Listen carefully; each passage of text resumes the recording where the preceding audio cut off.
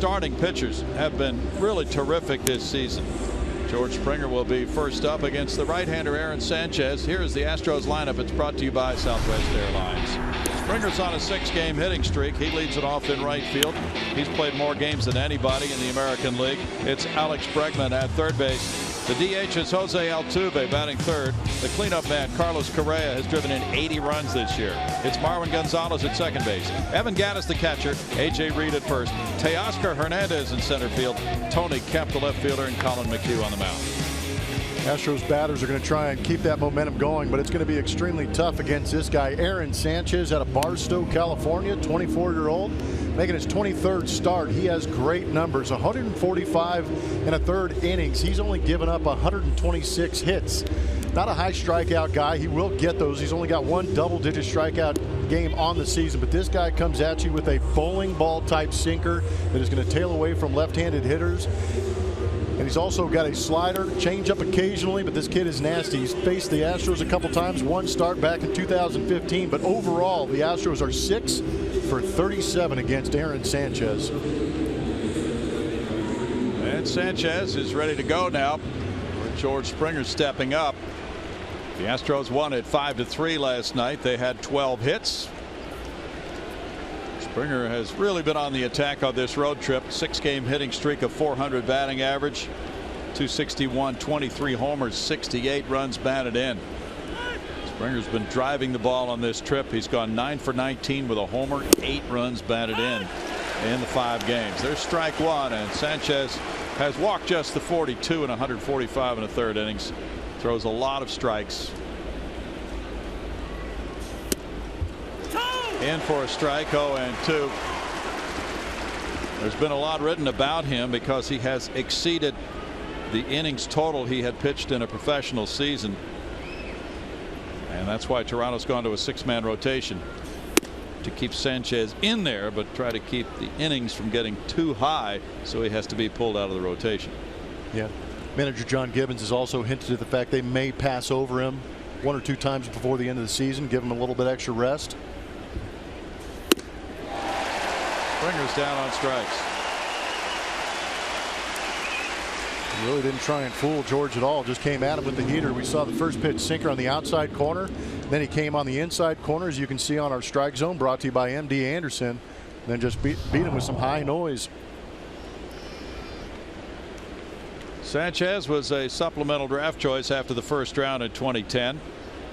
Alex Bregman, a 174 hitter, has 4 runs batted in. 7-game hitting streak for Bregman, 323 during that stretch.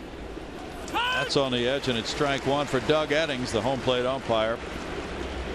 Bregman had 2 hits last night.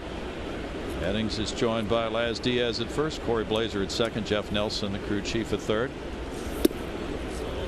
Bregman takes that one down, and it's 1-1. The Astros have won 4 in a row. After losing the initial game of this road trip, they won the next 3 at Minnesota, including sweeping a day-night doubleheader. They're now 27 and 29 on the road this season. They're 2-3 against Toronto.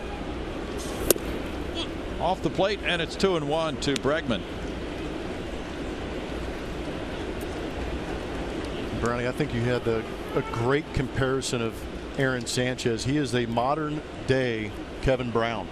I thought that was a great comparison. Well, we all remember, well, those of us who have been around for a while, how effective Kevin Brown was. He was not a comfortable AB, but in 1998 he powered the Padres into that World Series. Certainly did. 95 miles per hour, and that was Kevin Brown range, right? Oh yeah. It's not listed on there too as a little bit of a cutter every once in a while. Line drive right field, in for a hit. Bregman barreled that one, and he has an 8-game hitting streak. And he picked on that 3-1 pitch and hit it hard. It extends that hitting streak to 8 games. He hit the ball with authority last night. Solid approach too, doing a good job of getting on top of that pitch right there, just driving it the other way. But he has been doing a great job of getting the barrel on it recently. He's aboard for the DH, Jose Altuve. Altuve's on a 5-game hitting streak. He's hitting .556 on this road trip, 10 for 18, 363 for the season. Best average in the majors. That's on the edge, and it's strike one. Altuve has 165 hits this season. Leads the majors in that department, and he also leads the majors in on-base percentage, .428. Jose last night was 1 for 5, drove in 2. Off the plate, and it's 1-1. Yeah, his numbers on the road are a career for some guys. He's got 93 hits on the road. He has a 42-game on-base streak on the road. That began April 30th. Longest active road streak in the majors. He's hit .479 during that streak. Runner goes, and it's foul back for a 1-2 count.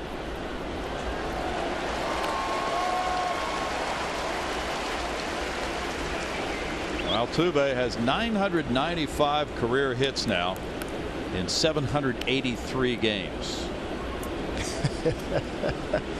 I'm sorry to keep giggling every time you throw out numbers that Altuve's putting up, because it is incredible. Really is. Just amazing. Altuve is hitting 400 in day games. .429 on the road with a .494 on base average on the road.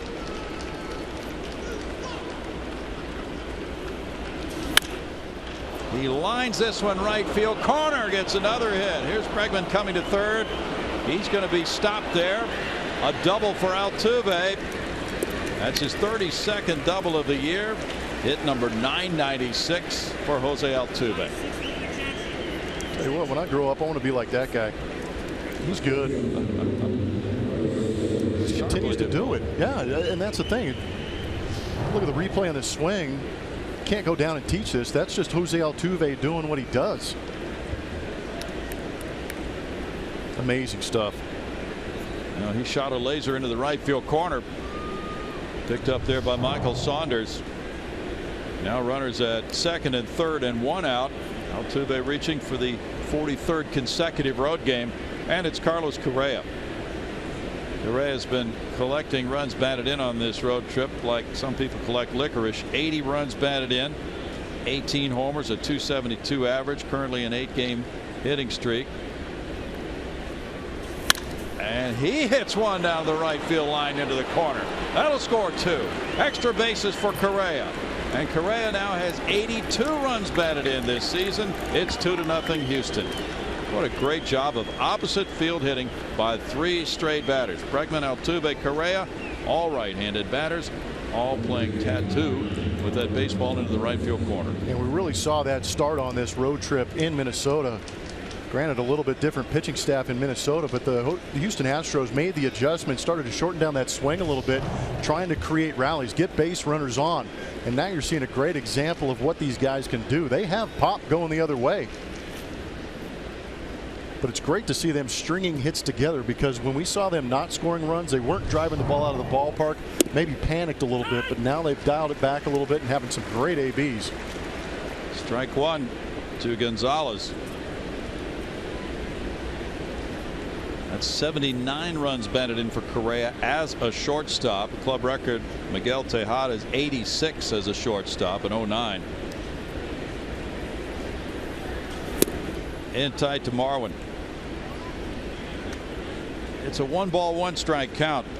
Sanchez has had a 1.29 ERA at home since the All-Star break coming into this game.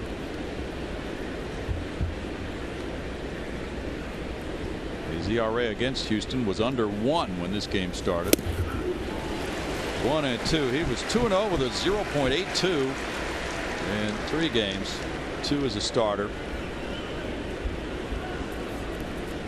And the Astros have just gone on the attack here after he struck out Springer.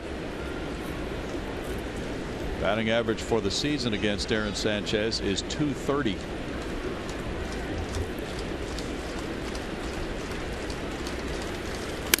Marwin grounds one by the mound. Here's Devin Travis with a nice play on the run. 2 outs. Correa advancing to third. Now it's 43 consecutive games, tying the second longest streak of Jeff Bagwell. And only Baggy's 52-game road streak reaching base is in front of him. How about Baggy? Took a 5-day break before starting an even longer streak than that 43-gamer. That is amazing, isn't it? What in the world? Yeah. Altuve, a big part of this inning with his double to set it up. Now Evan Gattis. He looks at the curve for strike one. Gattis has put together a 3-game hitting streak with 18 homers, 47 runs batted in. He's hitting .238, .412 on the road trip. As you can see from these numbers for these Astros on the road trip, things have gone much better with the bats. 0-2. Yeah, it's been a while since you've seen an Astro ball club tearing it up like this on the road. 328 on this road trip coming into this game. A.J. Hinch loving the show and double figures in hits. Yeah, his mood's been a little bit better, huh? That would give you a better mood.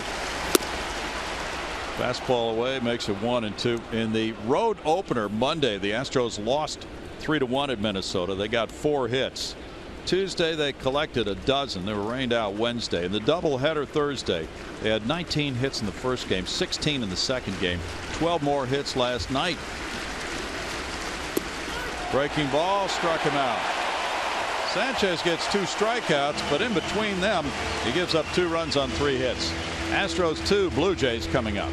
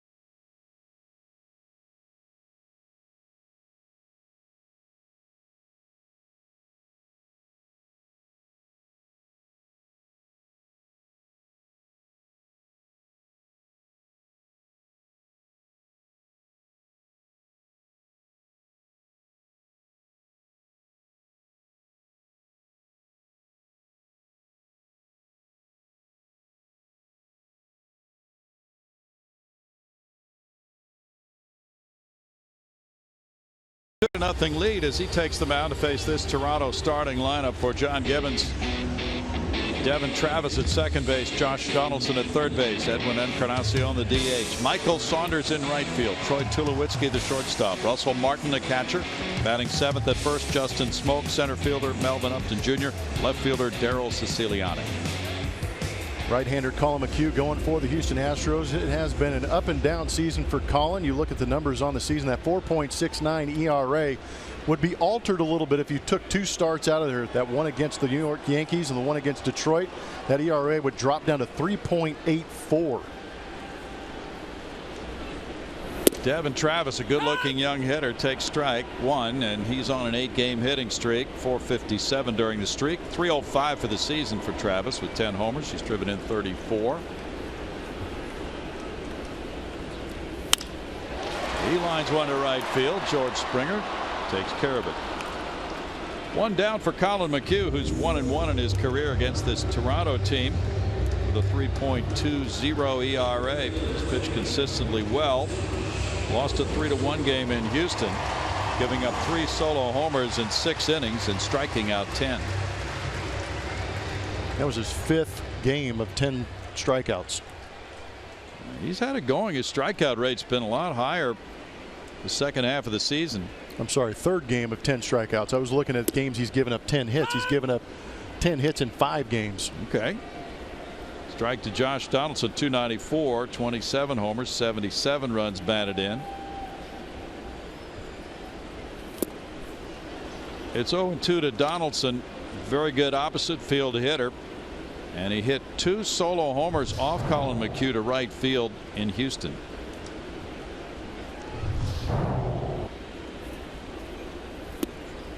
Curveball makes it 1-2. Donaldson for his career 4 for 11 against McHugh. You can see that strikeout rate since May 19th is 9.88, third best in the American League for Colin. Just off the edge. 2-2. Donaldson 1 for 4 in last night's game.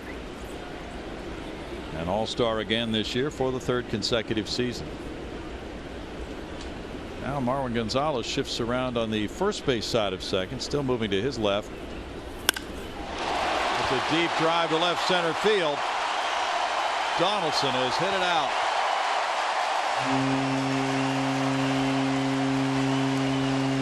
Number 28 for Josh Donaldson.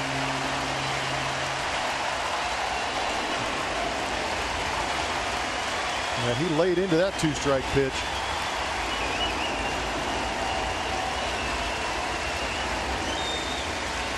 And another solo home run given up by Astro pitching.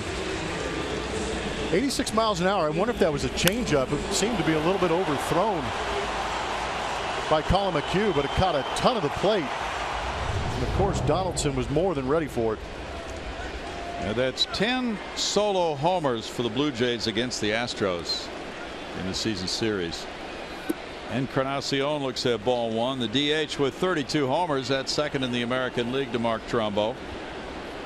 Well, Donaldson makes it a 2-1 game. Toronto getting its 165th homer. The Blue Jays second in the league. Curveball makes it 1-1 to Encarnacion. He hit a home run last night, going 2 for 4. Has 95 runs batted in with those 32 homers. And that was his 300th career homer last night. Another curveball makes it 1-2. Interesting that 2 Toronto hitters, Jose Bautista and Edwin Encarnacion, have hit their 300th career homers against the Astros this season. Bautista now on the disabled list with a knee injury. That's tapped third base line and foul.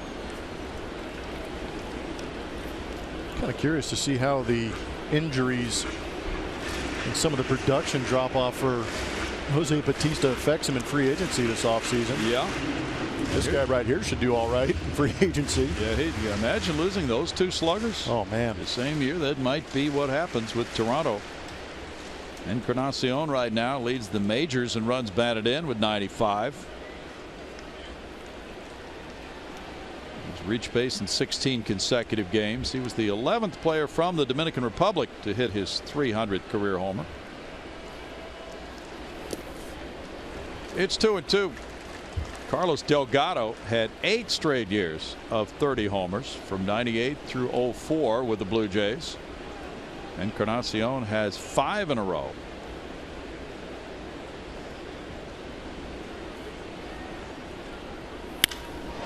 He rips a line drive over Carlos Correa. A single to left field for Encarnacion.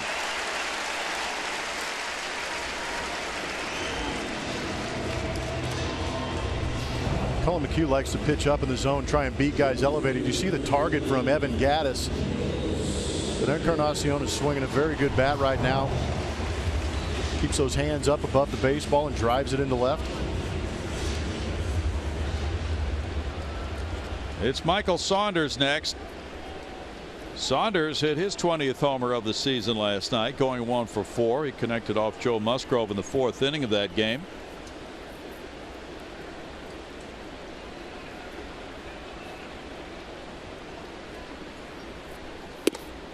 It's in the mid, but just off the plate. Ball 1. Well, Saunders with that milestone, number 20, has set a new career high in the home run category.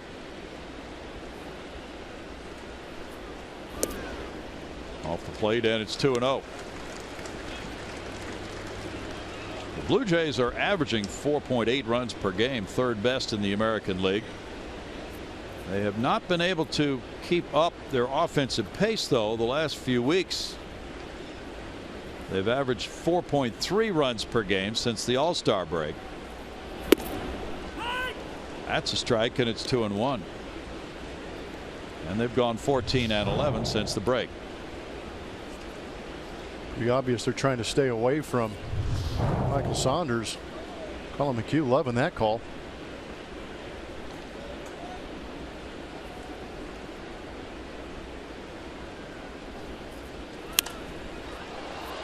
Fouled away. 2-2. Saunders was born in Victoria, British Columbia, Canada. Went to Tallahassee Community College, an 11th round choice of Seattle in 04. He came to Toronto in a J-Happ trade. That was in December of 2014. And now, fortunately for the Blue Jays, they have J-Happ back, and he's won 16 games for them. He's not pitching in this series. Rip and foul. There's been some hard hit balls here in this first inning, Blummer. These guys are seeing the ball pretty good today, huh? They are. Something extra in the coffee, maybe.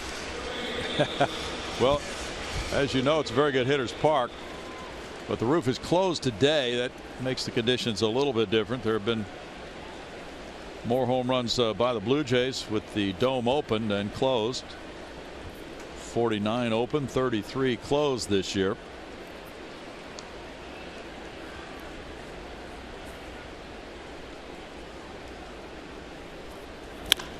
Ground ball first. There's Reed stepping on the base, throwing to Correa for the tag, and it's a 3-6 double play, tagging Encarnacion to end the first with a run on 2 hits. After one, 2-1 Astros.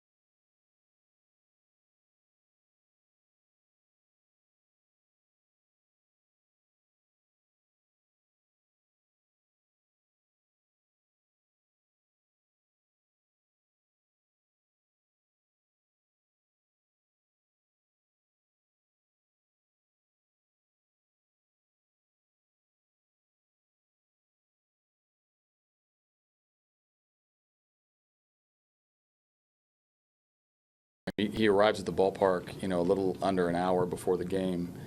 I guess it was the AAA travel he was used to. Travel all day, get to the ballpark, and show up and play. I don't even know if he took a swing before the game. So it was good for him to walk. He's very calm in the plate. He's very under control.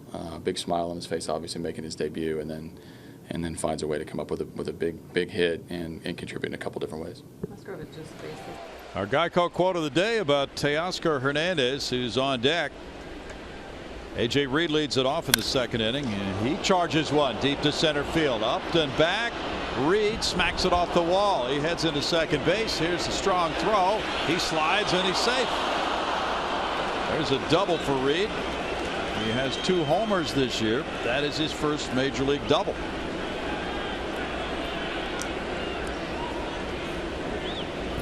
Another Astro rookie in that lineup. That ball was laced, and I don't know what's going on right now, but the Astro hitters are picking the ball up early out of Sanchez's hand. Sure also are. might be a location issue too. That ball up, driven, man, just about a foot from getting out of here. Or maybe a meter, I guess, if we're up in Canada. A meter, you're right. That's the 3rd double for the Astros already. Their 4th hit. First double for Reed in his career. Teoscar Hernandez looks at ball 1. Hernandez 2 for 4 in his major league debut, including a home run. He drew a walk his first time in the big leagues and scored in the 3rd inning, and that might tell another story about a young man who was not over anxious to swing the bat, even though he did not take one single swing, not even in the indoor cage, before the game last night. Bounces that one foul. Julio Morales had a great interview with him after the game, and he talked about that. We talked with Traveling Secretary Dan O'Neill about Teoscar, and the lines to go through customs at the airport here in Toronto were very long. And Teoscar had texted Dan letting him know that it would take a while. Well, it took about 3 hours to go from the airport to Rogers Center and get ready for a ball game. Ooh, man. I thought maybe John Gibbons made a phone call to Customs and said, hey, slow this kid up. Wow. Sanchez is going to like the strike zone if that is it. You keep working that front edge and have success.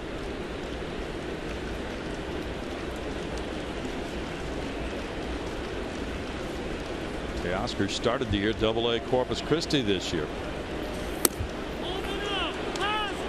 He checked his swing. It's 2-2. You might have been able to hear Doug Eddings say Laz Diaz is the first base umpire. And on appeal to him, he made that call that the swing was checked. It was Laz. Teoscar became the 5th player in Astros history to homer in his first major league game.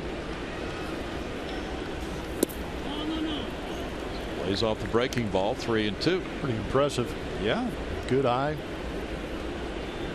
He combined between Double-A and Triple-A this year to hit .307, 28 doubles, 10 homers, 53 runs batted in. He had a .377 on base percentage in 107 games. Played 38 of those at Fresno.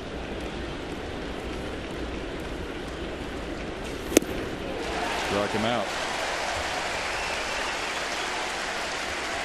Number 3 for Sanchez. That's what we were talking about when we were talking about Aaron Sanchez. Velocity and movement on that sinker. Tony Kemp follows in the 9 spot in left field. Kemp, a .267 hitter, has no homers, 4 runs batted in, 0 for 1 with a walk last night off the bench.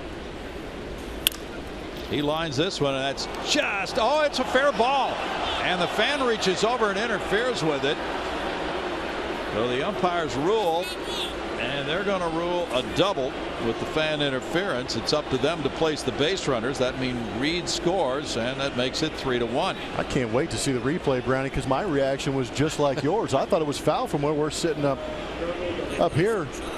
It did look foul. We're getting a hold up here on further action to see if the Blue Jays want a challenge. Jeff Nelson's right on the line, but that ball tailing towards foul territory.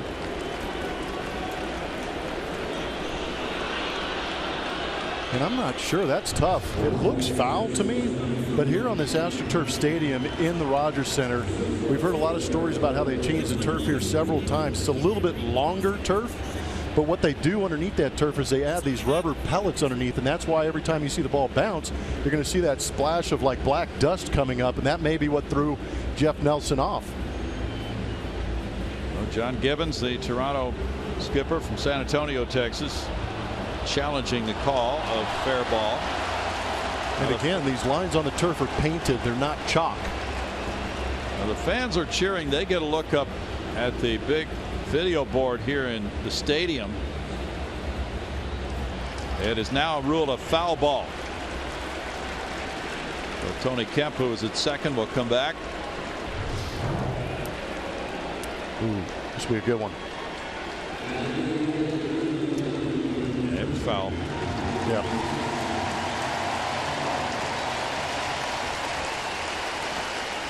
And difficult there for Jeff Nelson. He's got to turn his body.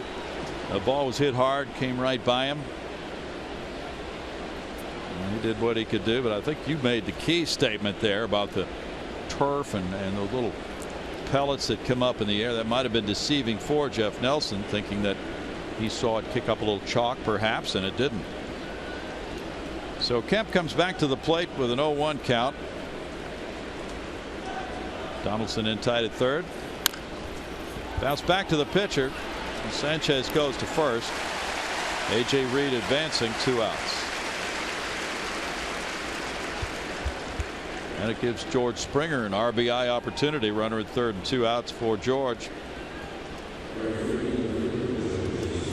George was 68 runs batted in. Really has this extraordinary RBI type of potential out of the leadoff spot.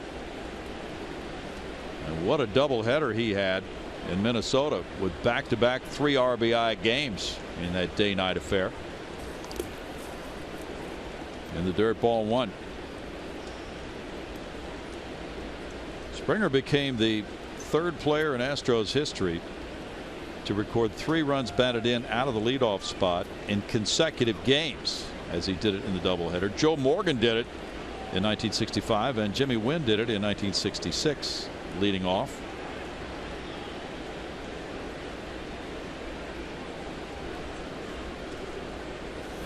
Are you talking about 2 of the Astros all-time greats there? 1 ball, 1 strike. And Springer in game 2 on Thursday of that doubleheader became the 3rd player in club history to have 3 runs batted in and 3 extra base hits out of the leadoff spot. Craig Biggio did it 5 times. Joe Morgan twice. 1-2 for Sanchez. This is Springer's 117th game played. He came into this one tied for the American League lead in games.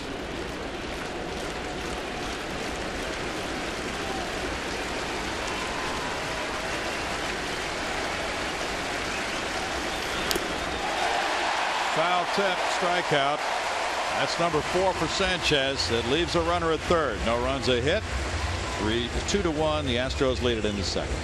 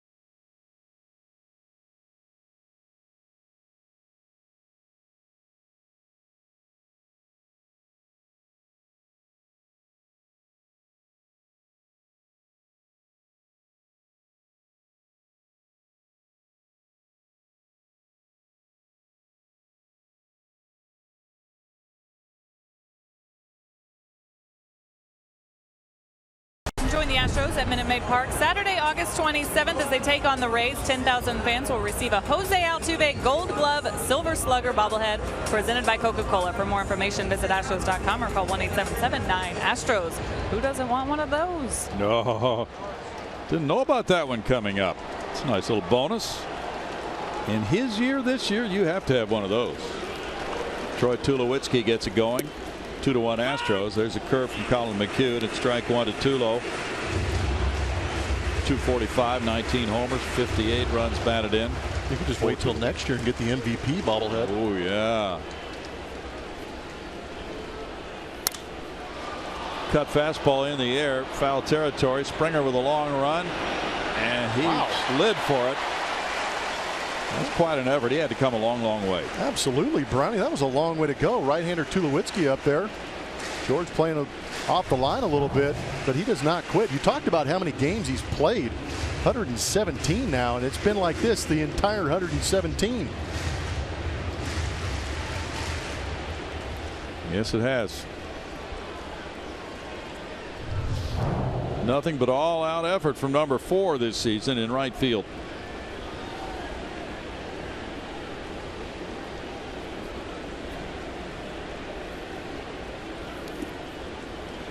It's 1-2. He has made so many diving catches. He has 12 outfield assists, and just all the range which he showed off there to be able to even get close to a ball like that. Yeah.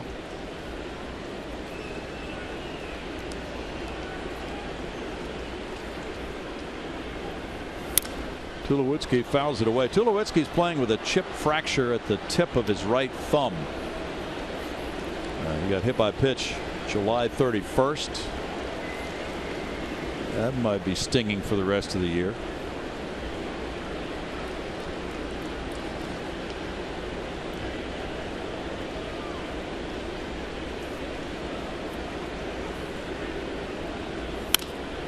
Grounds it to third. Alex Bregman, 1 out. A reminder as you enjoy a cold one to look forward to Miller Time later in the game, brought to you by Miller Lite.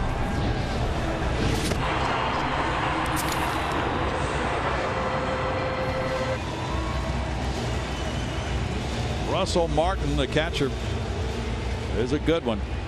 He was 0 for 4 in last night's game. Batting average isn't a whole lot to brag about. .227. He has 8 homers, 40 runs batted in. Curveball is top foul. There's strike 1 to Martin. Somebody on Twitter wanted to know if a fan is ejected for fan interference on a foul ball. Well, that's an interesting question, because the ball was called fair and then the call was changed. So that's what the replay review does. It makes you scratch your head on a few of these. 1 ball, 1 strike. Not sure. But fans, yes, it says on the back of your ticket to the ball game you could be thrown out for interfering with the ball in play. 2 balls and a strike. We were wondering about that last night on some balls deep into the right field corner, because the fans are so close to the foul line here, deep into both corners of this ballpark. They could easily reach out over the foul line. In for a strike, and it's 2-2. The attendance has been magnificent in this ballpark. So they've been fighting for souvenirs this year with an average attendance of 40,679. Curve in the dirt makes it 3-2. Their total attendance for the season 2.4 million so far. This is home game number 61.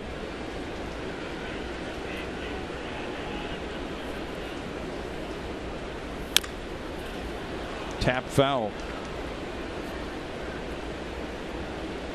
Quite a shot in the arm from Joe Musgrove to the starting rotation last night with his 7 innings of 6-hit 2-run baseball. It's a big way to start this series too, because you saw the way the rotations matched up. You know, you're facing Aaron Sanchez and Marcus Stroman in back-to-back games. It's important to get that first win of the series. That kid right there came out and did the job. That gives them a winning record for this road trip. What he did, first major league win in a race mid-August in this venue, was remarkable. Ball 4 to Martin. Yeah, this place was jumping last night.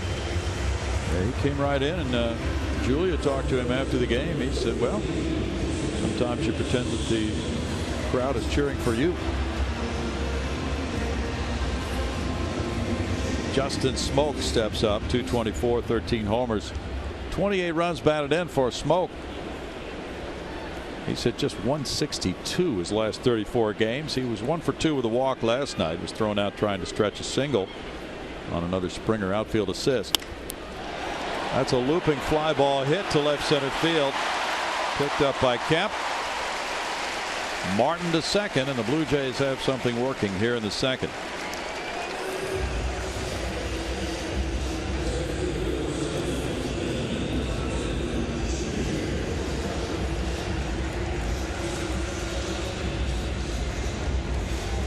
Couple runners on. We're going to take a look at our Lexus defensive rankings. Again, that number on the left is based on data. The red light, yellow light, green light are my own personal opinion. I think they're going to test Tony Kemp. Played a lot of infield as a collegiate athlete and a minor leaguer, so they're going to test that arm. But we've heard great things about Teoscar Hernandez's arm, and we know what George Springer can do. He's a great outfielder. Strike to Melvin Upton Jr. 242, 16 homers, 46 runs batted in for Upton. Upton was 0 for 3 in last night's game with 2 punch-outs.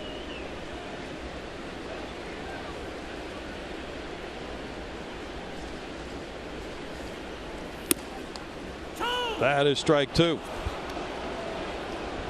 Upton has just 3 hits in his last 31 at bats.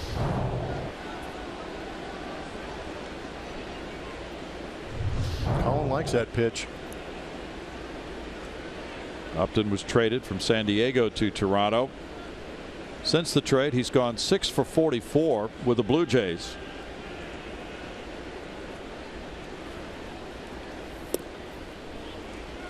It's 1-2. He used to be known as B.J. Upton. He was the second pick in the 2002 draft by Tampa Bay. Atlanta signed him as a free agent after 2012 to a 5-year, $75 million deal. Traded him to San Diego in April of 2015. Upton fouls it. His father is known as Manny. Father was a basketball referee in the ACC for 15 years. His brother Justin was a #1 pick overall of Arizona in 2005. And Melvin was a #2 pick overall 3 years earlier than that. It's quite a family. Upstairs for a ball, and it's 2-2 to Melvin Upton Jr. Just a couple of #1 picks in that family. No big deal. Ooh.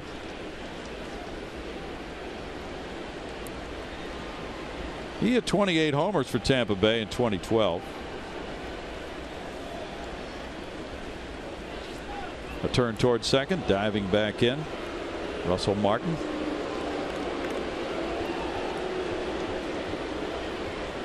That got his attention with a quick reaction back to second base.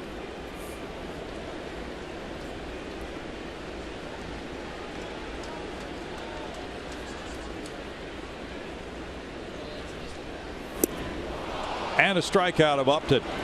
Well placed by Colin, his first of the day.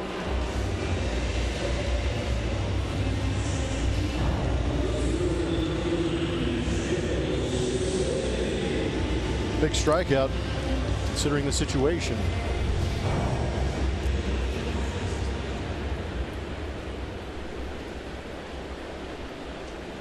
Daryl Siciliani, 1 for 9 since joining the Blue Jays. Was in the big leagues with the Mets last season.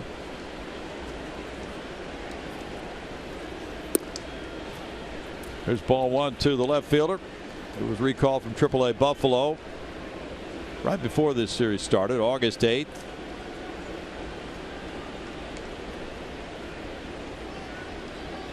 He got his first hit as a Blue Jay in last night's game, a double. That's a roller foul. 1-1 the count. The Blue Jays fell out of first last night. They trailed Baltimore by 1/2 game. Toronto 65-51, Baltimore 65-50. Boston is 2.5 games out. The Astros trailed Texas by 7.5. The Rangers won last night after about a 3-hour rain delay. They beat Detroit which brings Detroit back closer to Houston in the wild card race. Fouled away.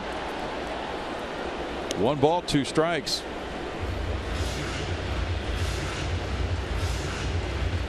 Rays and Yankees are scoreless at Yankee Stadium today. They're in the bottom of the 2nd inning. Alex Rodriguez played his final game as a Yankee last night. There's the way the AL East looks. Can 3 teams get in the playoffs from that division? That's what people are asking. Maybe not, because they play each other so many games. 2-2. Astros are currently tied for 4th in the wild card race. Just 2 games out of that 2nd wild card spot right now.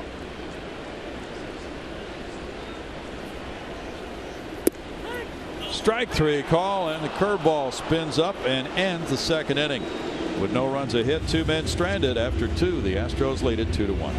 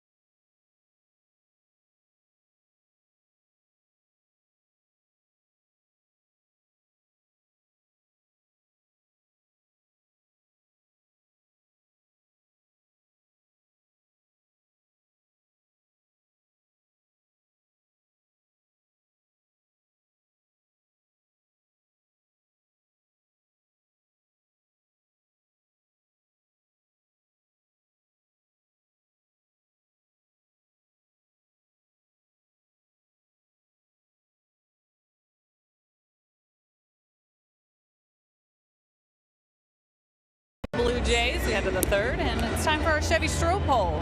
Head over to Root Sports SW on Twitter to vote in the poll, and today we ask you, what should Major League Baseball do with the DH position? Should they eliminate it from the American League? Should they add it to the National League? Or should they leave it as is? Can't wait to hear what you have to say. We'll announce the winner later in the game. 10 rookies on this club, and today I asked AJ Hinch, do you manage any differently with this group compared to the one that you had maybe earlier in the season, even last year? And he said, yes, of course. A lot of it, though, is just feedback. He's talking to these guys constantly. A lot of game situations they have to go over. A lot of these guys are doing things for the very first time, especially up at this level. So just a lot of reviewing plays, coming back into the dugout and talking about what they just did or what they might do in the next situation, guys. Thanks, Julia. Alex Bregman steps up. He singled to right to get things started for the Astros. Fair ball here. Here's the long throw from Donaldson on the run. He does that so very well. 1 pitch, 1 out for Sanchez in the 3rd.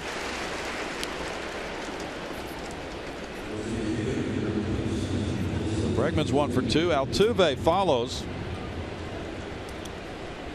Jose DHing today. He doubled to right and scored on the 2-run double by Carlos Correa in the 1st inning.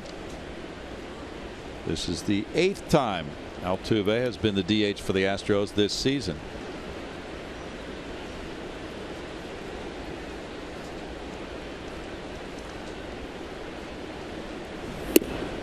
Ball 1 to Jose. Jose hit .305 in the month of April. In May, he was a .345 hitter. In June, his batting average was .420. In July, .354. 2 balls, no strikes.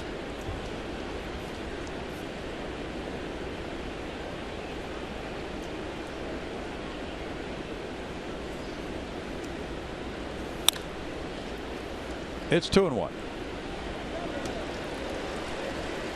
You know, we can throw all these numbers out like we've been doing We could do that all day, right, Jeff? With his numbers, heck yeah.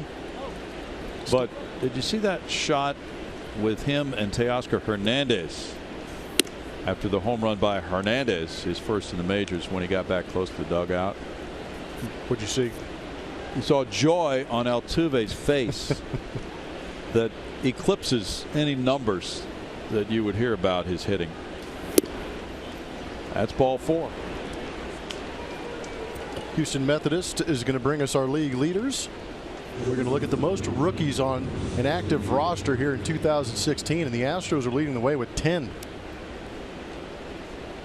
Pretty impressive stuff. These are some young teams and teams out of the race. The Houston Astros are in the wild card race, trying to sneak back into the West, and they're relying on some of these kids to produce. Well, here's a 21-year-old veteran. Cleanup guy. It's ball 1. You know, getting back to Altuve, what, he's 4 hits away from getting 1,000. He was just as excited for Teoscar's first. Exactly. He understands the game's hard.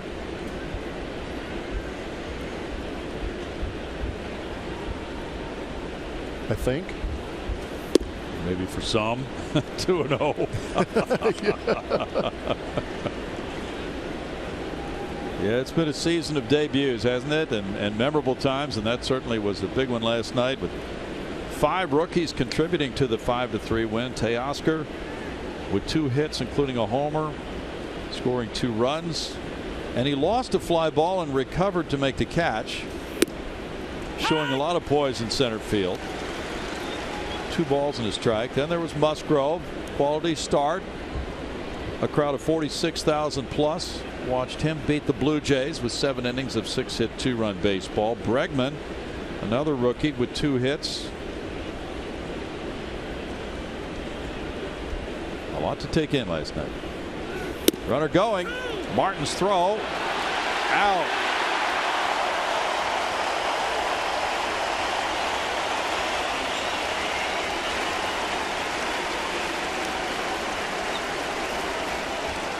Good catch and release from Russell Martin. Tuve digging to get that bag, throwing the money. Great job by Tulowitzki too to catch that ball and just drop it instead of trying to reach out and grab it. Kind of tagged the dirt first. Wonder about that. Astros are not challenging. Altuve was thrown out trying to steal third last night. 3 balls, 2 strikes.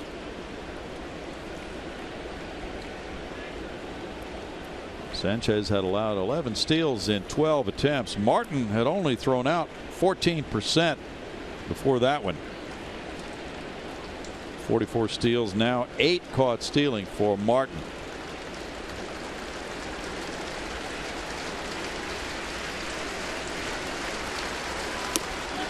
That is ball 4, and of course after the caught stealing, it's mandatory that the next batter reach base. Baseball works in weird ways.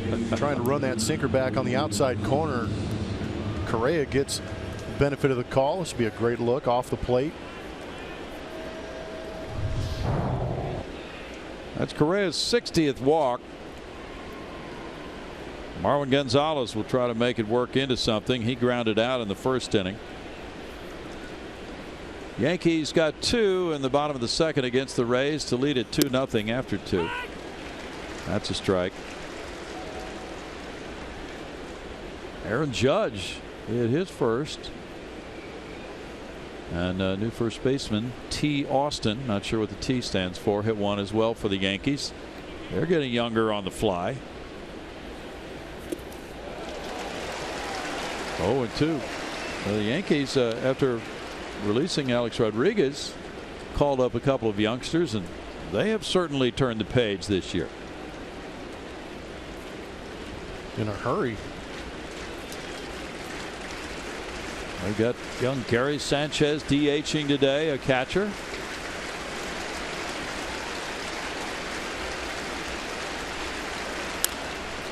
Grounded slowly. Devin Travis makes it the final out here at the top of the third. 2-1 Houston.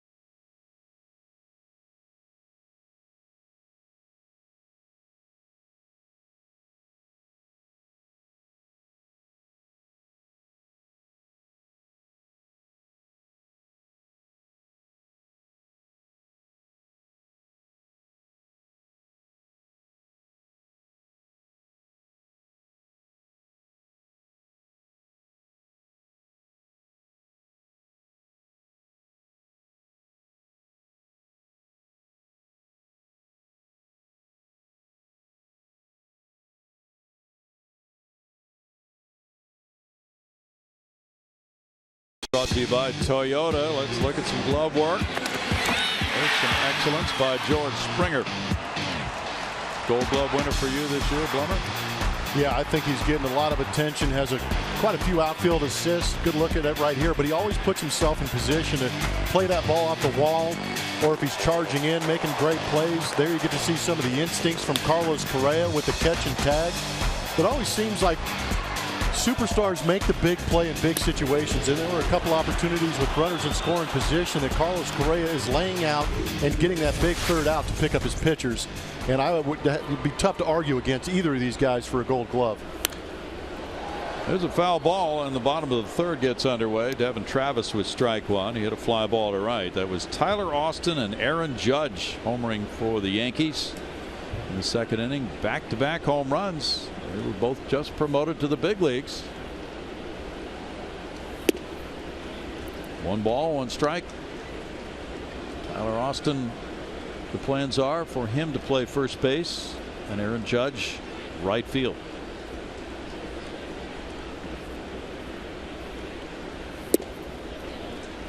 Two and one. So the Yankees could be interesting spoilers in September. Not used to that. They're 6 games behind Baltimore. Who knows? Maybe they could do some amazing things. Get a little bit closer. Enter a 4-team mix in the AL East. 2 balls and 2 strikes for Colin.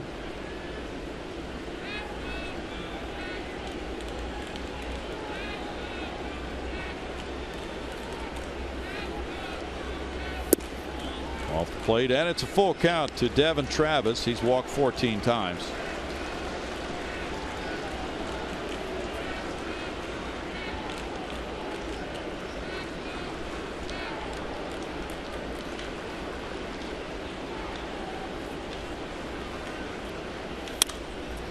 Fouled away. Travis from May 25th through August 10th hit .305, had a .343 on base average, .498 slugging percentage. He had leadoff homers in back-to-back games, August 5th and 6th, after the Blue Jays left Houston.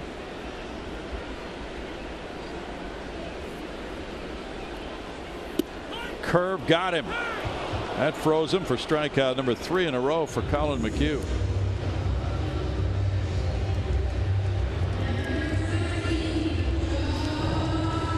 Buckle up. Guarantee you, Devin Travis saw that ball jump out of McHugh's hand, elevated, didn't assume it would come back down for a strike, but a good spin rate gets that thing back in the strike zone. Josh Donaldson went deep in the first inning, his 28th homer. In for strike 1.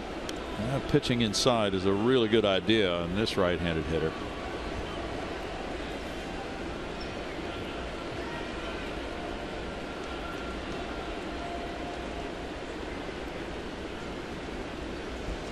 Features that high leg kick.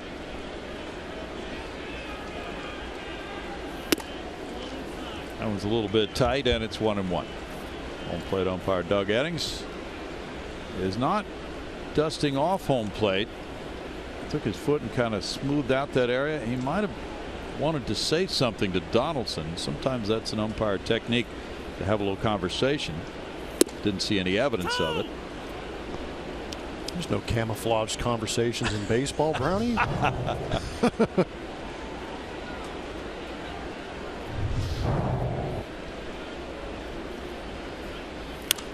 Curveball fouled.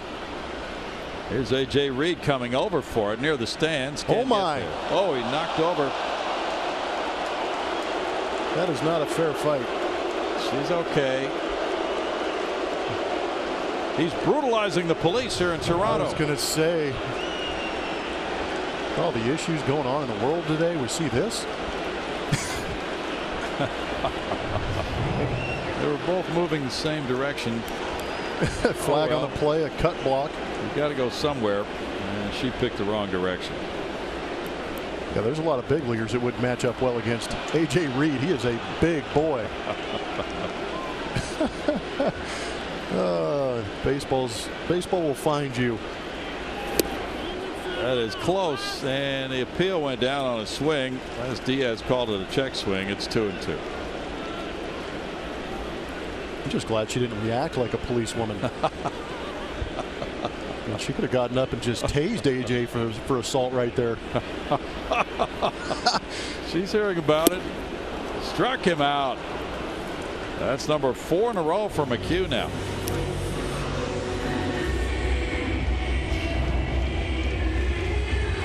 Got him with the missed location pitch. Cutter that kind of backed up. Ended up and in on Donaldson. Sometimes you get away with those. Juan Encarnacion, of course, played a long time. Edwin Encarnacion is playing a long time. That name has been around baseball for a while. There's ball 1. And Edwin singled to left field in the first inning.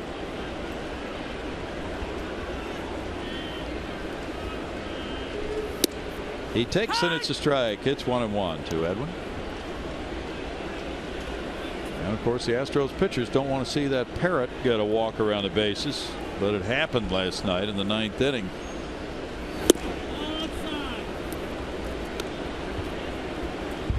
Two balls and a strike.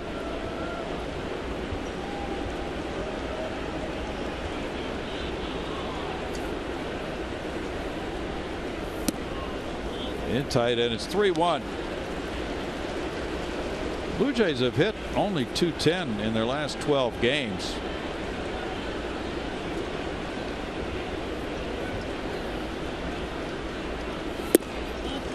That's a walk to Edwin Encarnacion. That's the second for Colin McHugh.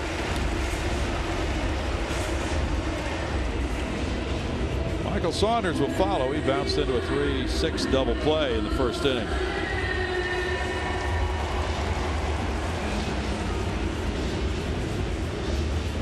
Saunders is 5 for 16 with 2 homers against McHugh. According to stories, the Washington Nationals are close to releasing Jonathan Papelbon. Papelbon had asked for his release, from what we read today before the game. Wonder where that acquisition ranks as far as general manager Mike Rizzo's accomplishments. Probably down there in the wastebasket somewhere, right? I agree.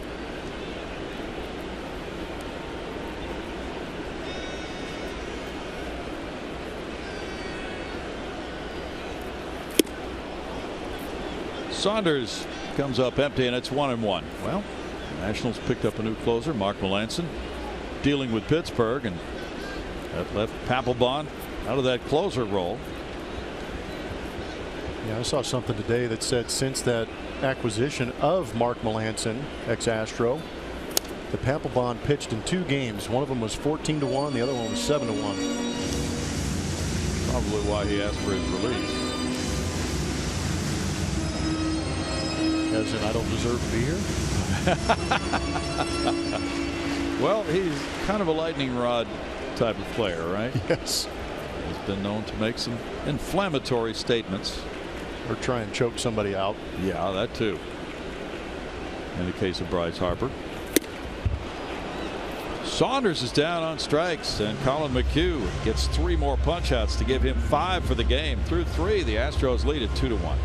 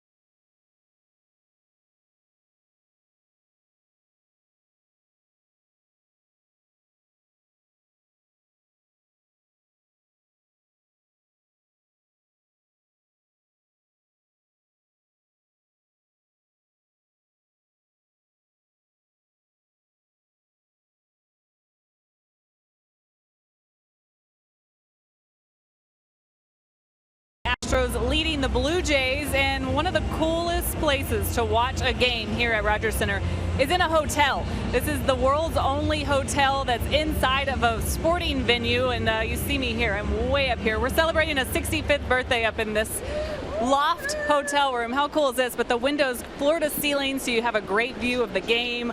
Just really, really cool up here, guys. You can check in, but you can't check out of the Hotel Canada. Evan Gattis inside ball one. How does she do these things? She starts banging on doors. Let me in. I got a piece to do here. Wow. Got some power. Gattis struck out looking in the first inning. Ground ball third. Donaldson. One out for Sanchez, who gave up 2 in the first. The Coca-Cola Value Nights package is one of the best ballpark bargains. Available for select Monday to Thursday regular season games. This offer scores you a ticket, hot dogs, soda, and popcorn, all for just $18. To purchase tickets, visit astros.com/Coke Value or call 1-877-9-ASTROS. A.J. Reed doubled. This fly ball heads for the left fielder, Siciliani. Twice he's gone for the first pitch, and he's 1 for 2 in this game.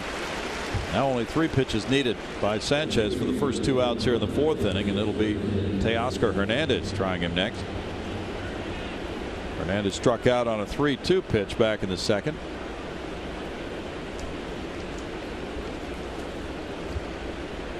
Sanchez was in the original starting rotation. He was the number 3 starter of the Blue Jays when the season opened. Teoscar shows bunt. There's strike 1. The Blue Jays have had a healthy starting rotation this year.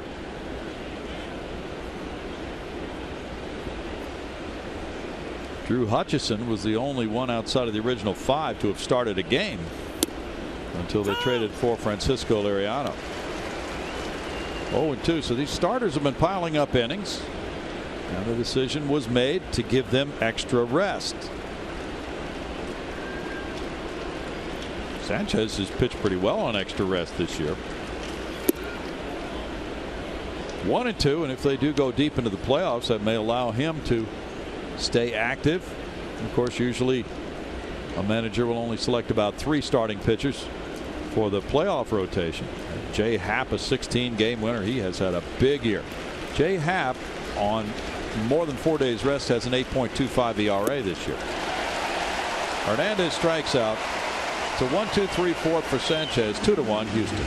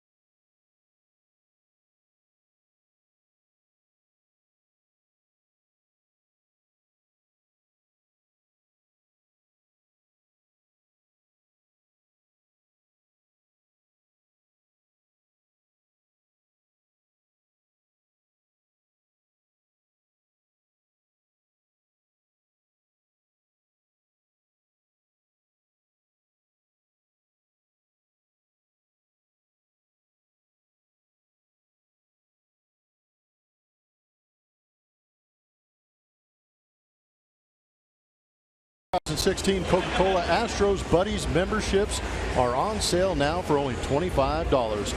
Buddies members receive a voucher for 4 tickets to a select Astros game, front-of-the-line access to the Kids Run the Bases, exclusive player autograph sessions, and more. Visit Astros.com/buddies for all the details and to purchase a membership for kids up to 12 years old. Youngsters here in this big crowd on a Saturday afternoon. They're watching a 2-1 ball game. The Astros lead. There's Troy Tulowitzki toward the right field corner. George Springer. It's a 1-pitch out for Colin McHugh.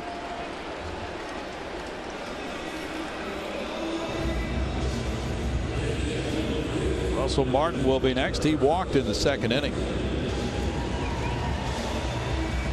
It's an explosive Blue Jay club.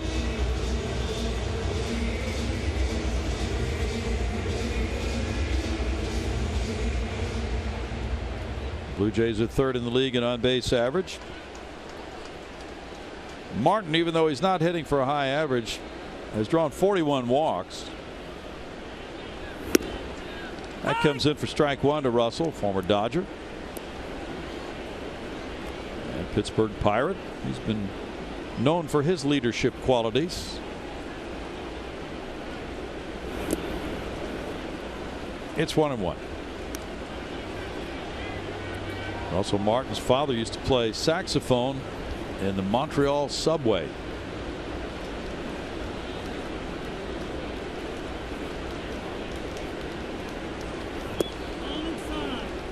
In tight, and it's 2-1. Tell you what, I took the Metro to the stadium quite a bit when I played in Montreal. I'm not saying I saw Russell's dad out there, but that is a popular place, especially in April and May when it's still freezing. George Springer comes over again near the right field line. 2 outs. Yeah, that's a good subway system.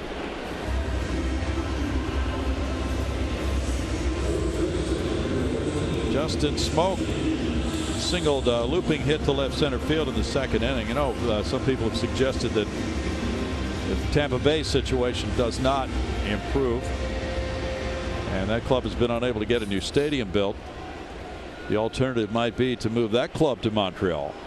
Wouldn't that be something, with 2 Canadian teams pretty close together in the same division, the AL East? Yeah, that would be interesting. Pretty similar to what the Astros have going with the Texas Rangers. Exactly. Strike 1 to Smoak. The former Texas Ranger himself. In for strike 2 to Justin. Last year he had 18 homers for Toronto, hit .226.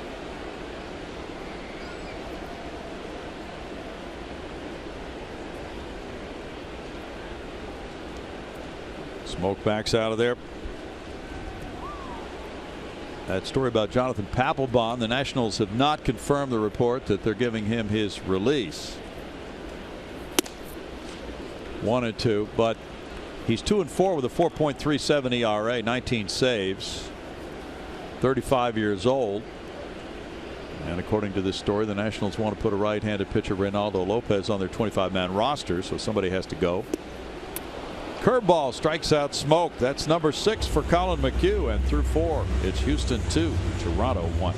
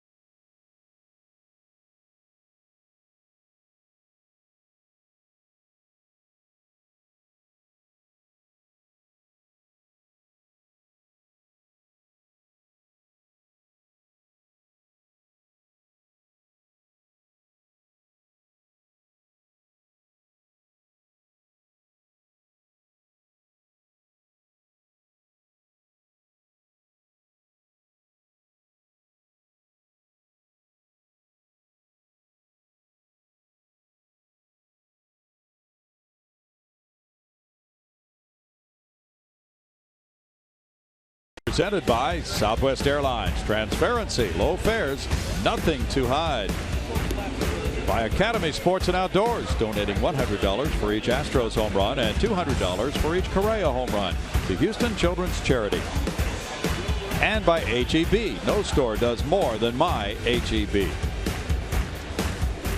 It's evolved into a tight game. It's 2-1 now. The Astros got 2 in the first inning after 4 men had batted. They have 4 hits. The Blue Jays responded with a first inning homer by Josh Donaldson. And they have 3 hits, but both starting pitchers have turned things around. Here's Tony Kemp leading it off in the 5th inning. He grounded out to the pitcher. And another ground ball back to Sanchez.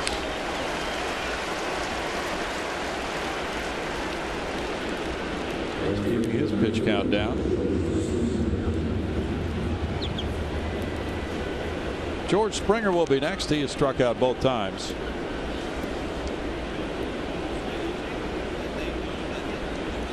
Blue Jays have the highest winning percentage in the majors since May 19th.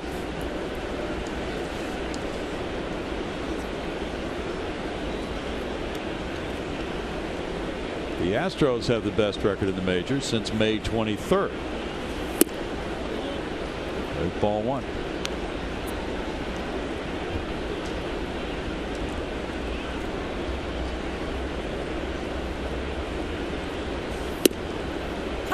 That evens the count at 1-1 for Aaron Sanchez, shooting for win number 12 of the year. Toronto starting pitchers have 51 wins to lead the American League. Foul ball makes it 1-2.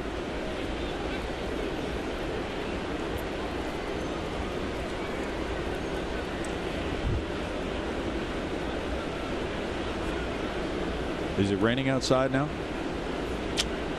Not sure. I could be right back if you want me to go check. No, it's okay. We need you here. Okay.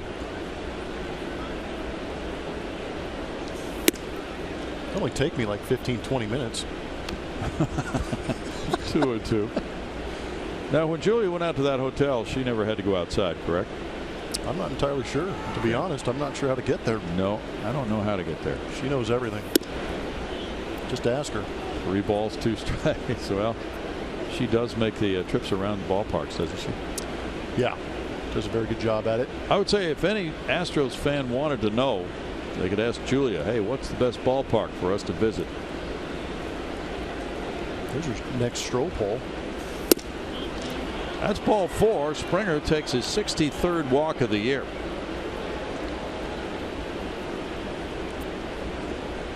Alex Bregman coming to the plate, swinging the bat well. We're going to take a look at our Ford spray chart.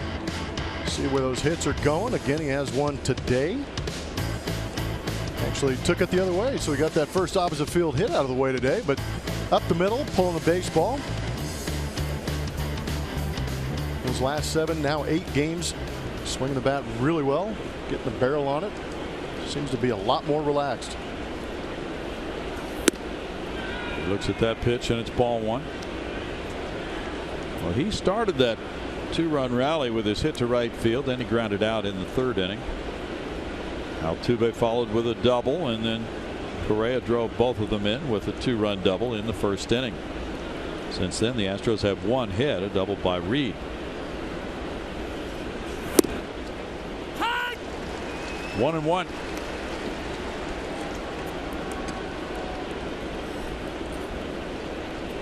Sanchez's last start was a 4-2 loss at Kansas City. It was last Saturday. He gave up 9 hits and 4 runs in 6 innings.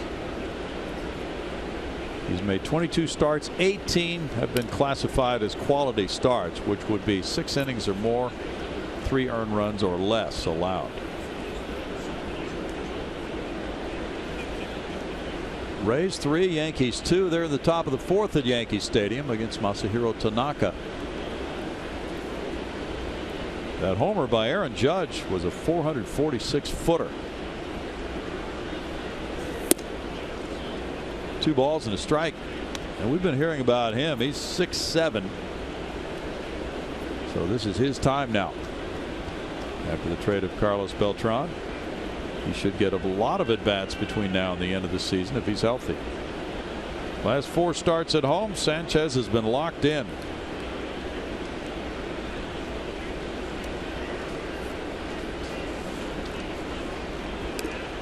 Springer dives back in on the throw to first.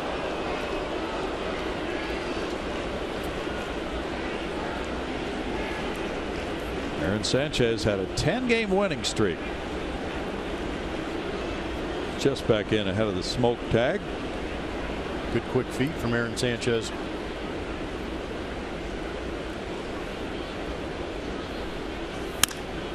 Bregman puts it in the air to right. Saunders backing. Right there at the base of the wall. 2 down. Thought he might have gotten it. It sounded good. Sanchez has allowed only 10 homers in 150 innings. That's a good rate considering the way the ball jumps in this park. Altuve doubled to right and he walked.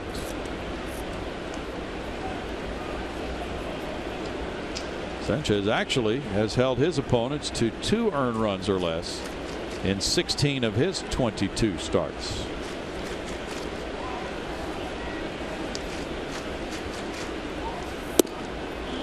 Ball 1 to Altuve.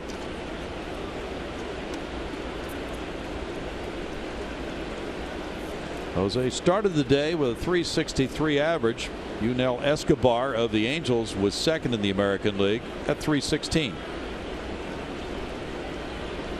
So you're saying he's got a chance.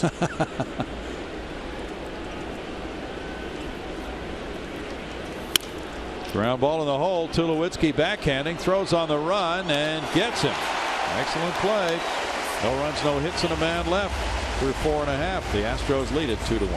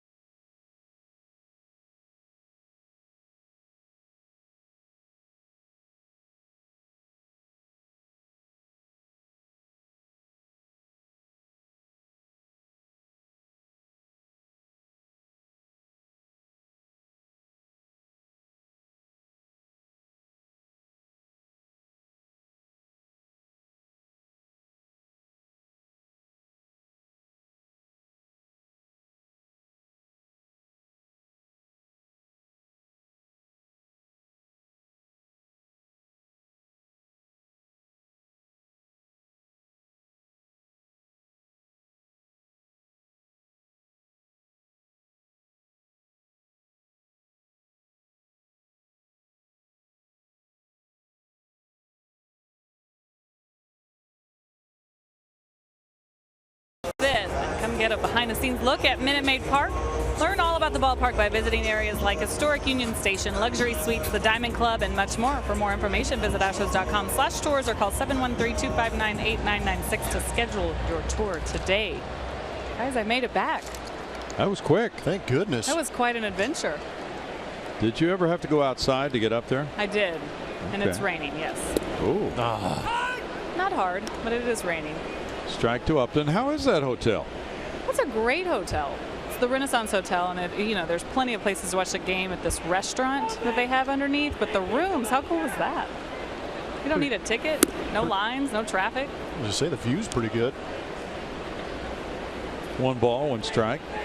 Do you think any scouts are up there, Julia, trying to steal signs? Maybe. Somebody's thought about that, right? Yeah. Oh yeah. You know it. 1 and 2. You've read those stories about the old days, the sign stealing from people in the scoreboard peeking through with the binoculars. There's been a lot of rumors about here and Arlington. Okay.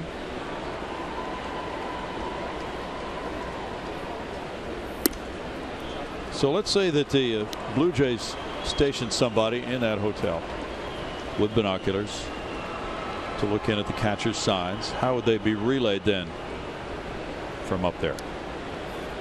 Not Morse code. Tap to third. Bregman comes in. 2 Hopper. Out number 1. There'd have to be some way to flash a light from up there, right? A flashlight or something like that. To somebody on there the was field. a lot of rumors about indicators on the scoreboard. That big scoreboard is right behind the pitcher. It's elevated, but still within sight to make it easy to glance up there and maybe get a sign. Yeah. But if my hotel room's lights are off, that means it's off speed. Get it? Oh, yeah. And if the hotel room lights are on, sit fastball. Pretty cagey. Ball 1 to Siciliani. There's always somebody trying to steal signs.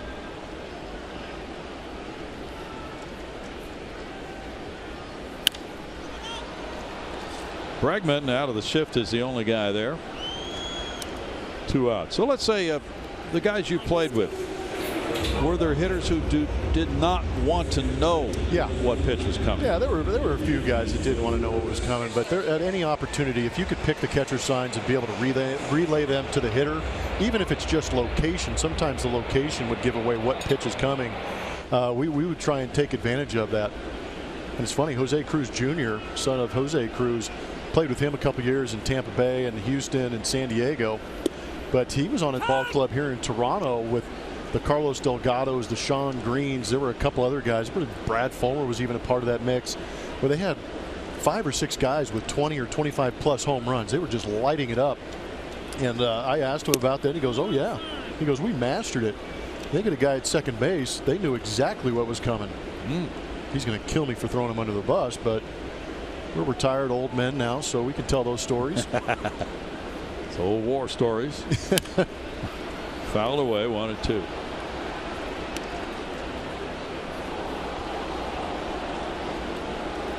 Well, there used to be stories about the old scoreboard at the old Busch Stadium in St. Louis. Somebody would be peeking through one of the holes in the scoreboard with binoculars, and they had this Anheuser-Busch Eagle, and a light would be either on or off to signal what pitch was coming to the hitter.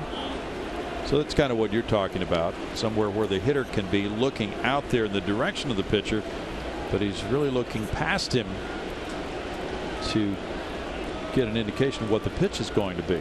I tell you what, there's been a lot of issues with the bullpens that are like in right center field or left center field.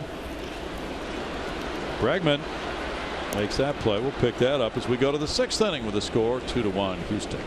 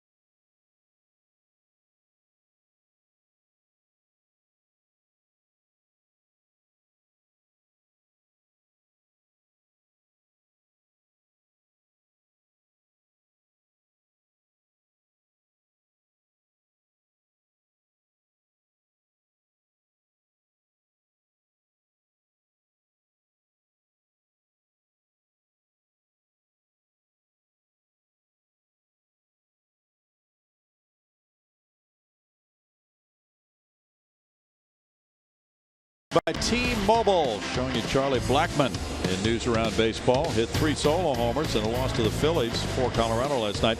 The Indians stole 8 bases. Jonathan Lucroy has hit 6 homers since joining Texas in 10 games. It's a pretty good clip. It's also thrown out 65% of the base runners too. 2-1 here. The Astros come up in the 6th inning. Carlos Correa delivered those 2 runs with a first inning double to right field. Then he walked in the 3rd. We were talking about sign stealing. Back in the old days, there was somebody out in the scoreboard, and I think it was Philadelphia, with binoculars stealing signs, and they had a buzzer. They had a wire that was buried underground, and it ran all the way to the third base coaching box. That's next level type stuff. Yeah. So the third base coach would put his foot right over some kind of an indicator that was wired into that coaching box, and it was kind of a Morse code type buzzer system coming from the guy looking in from the scoreboard out in the outfield, telling him what to relay to the hitter. Grounded foul, 0-2, and that all went really great for years and years and years. And then one of the third base coaches for the visiting team was pawing around one time and uprooted the wiring system, and they just pulled it up and traced it all the way out to the scoreboard. Wow. You guys now working for the NSA. 1-2.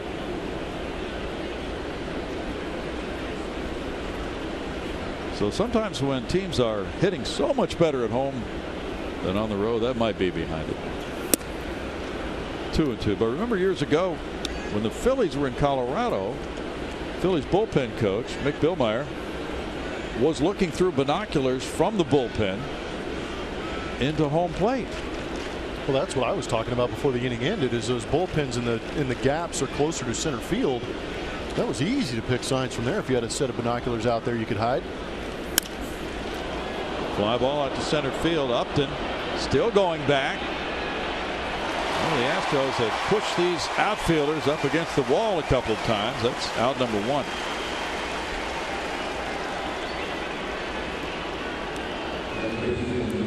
Bregman did it in the 5th inning with his fly ball to right. 2-1 game, and Marwin Gonzalez comes up. He's grounded out twice. Now Sanchez had a 10-game winning streak, and then that was snapped in his last start. But for his career in the big leagues, he's 20-10 with a 2.76 ERA. Fastball, strike 1.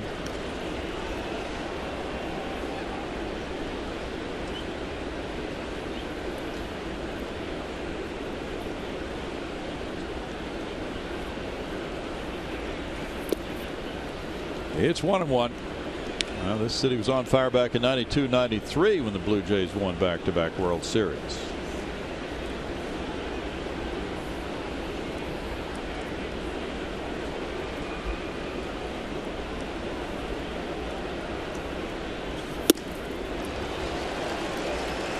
One and 2. Cito Gaston was their manager.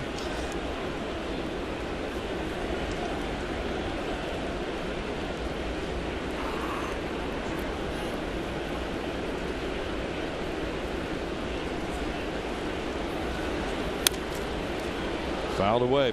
Still a 1-2 count.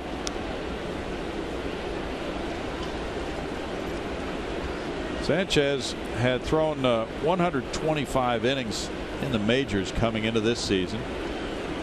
He's at 150 now for the year.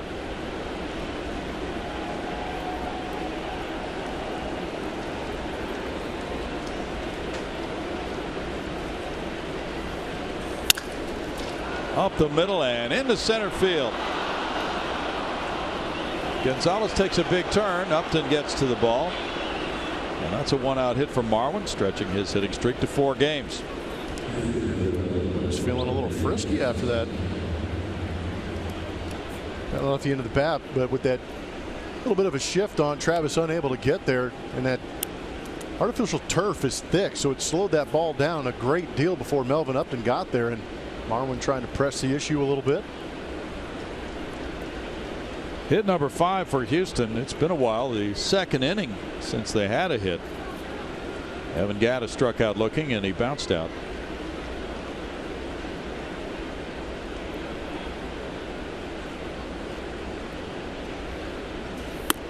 That's ball 1 to Evan.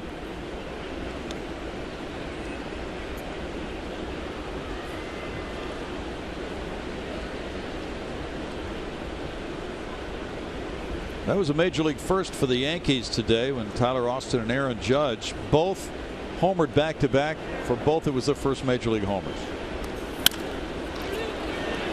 There's Travis, Tulowitzki, and Smoke. 4-6-3, no runs, a hit, nobody left. 2-1 Astros in the 6th.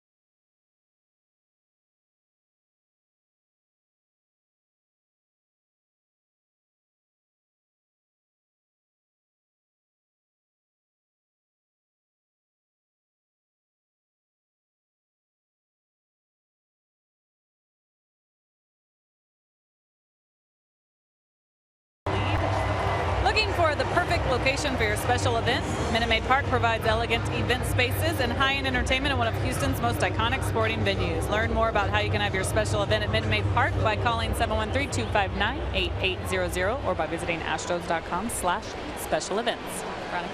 Thanks, Julia. 2-1. The Astros lead it. Josh Donaldson homered in the first inning for the Blue Jays run. Then he struck out in the third.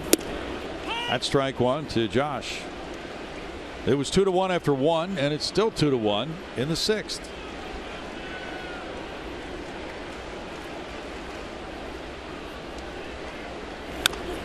Curveball tapped to the left side for Correa in between hops. Oh, what an arm. Yeah, that was from a dead standstill. It takes him a little longer to get through customs with a weapon like that. Kind of got the in-between hopping. Like you said, Brownie had to stop. Use all arm on that throw. James Hoyt is warming up. Edwin Encarnacion has a single and a walk. Cut fastball for ball 1.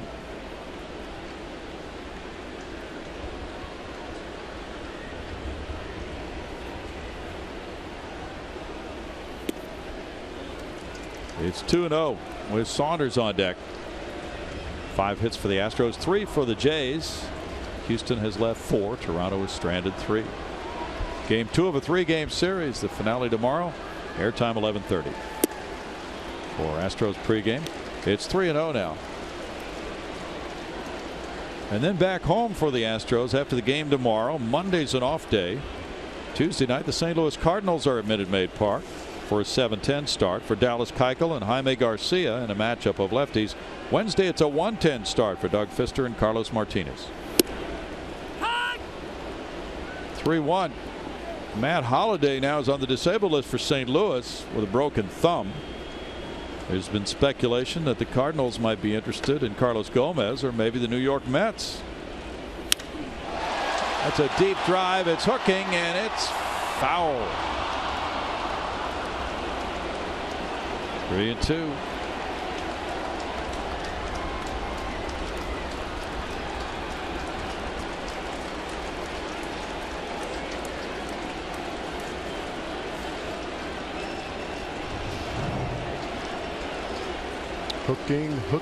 Hooking, foul. Line drive to center. A single for Encarnacion. He's on for the third straight time.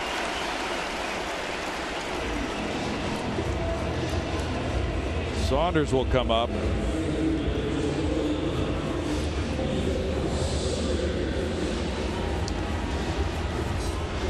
It's the second time that Encarnacion has been able to get on top of a high fastball and turn it into a base hit.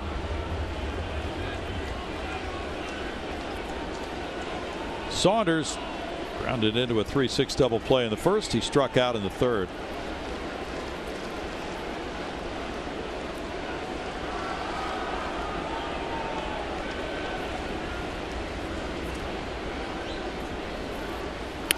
Bunting, and there's nobody there.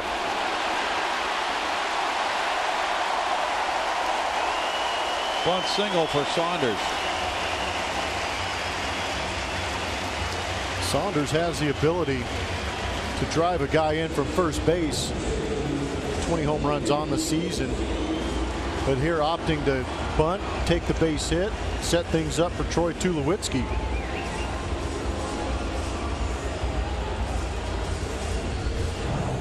A.J. Hinch is striding toward the mound.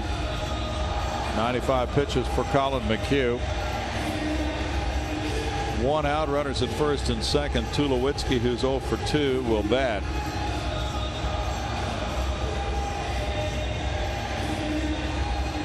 Bullpen time.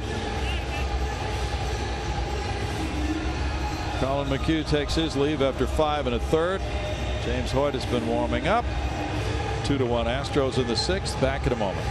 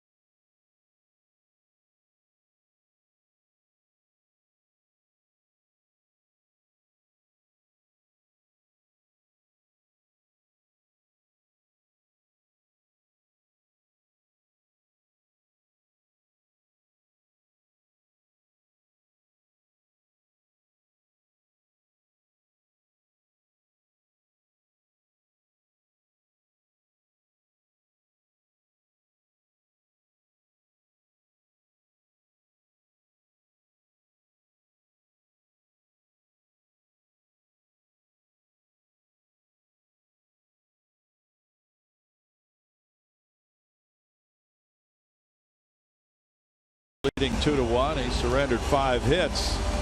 And now it's James Hoyt inheriting runners at first and second. Colin really did a nice job against this Blue Jay lineup, but the pitch count was up there. So A.J. Hinch brings in Hoyt, hard throwing right-hander from Boise, Idaho, 29 years old. Plummer. Yeah, only 95 pitches for Colin McHugh. I thought it was kind of curious to bring him out. But again, going to that bullpen, James Hoyt, last time he was out there was game 2 in that doubleheader against the Minnesota Twins. He went an inning and 2/3, gave up 2 hits, no earned runs, had 2 punch outs while throwing 23 pitches. This will be the first real test for James Hoyt in his big league career.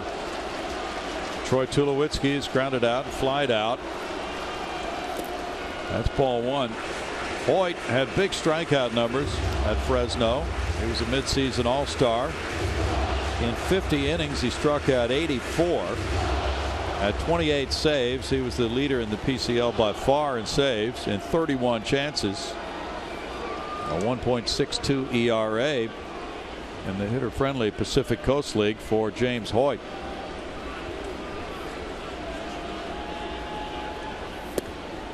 In tight, and it's 2-0.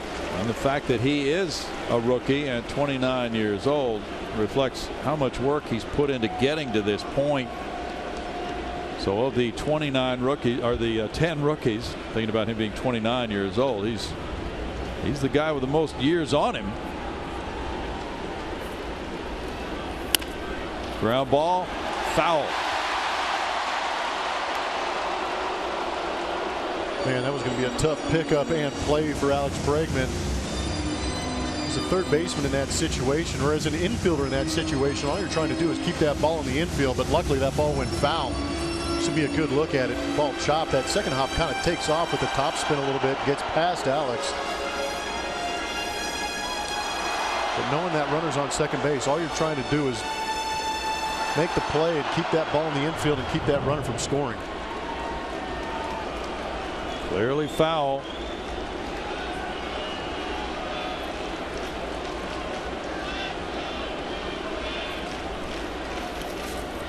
Gaddis blocks a good play to keep the runners at first and second, keep the double play in order. It's 3-1 now.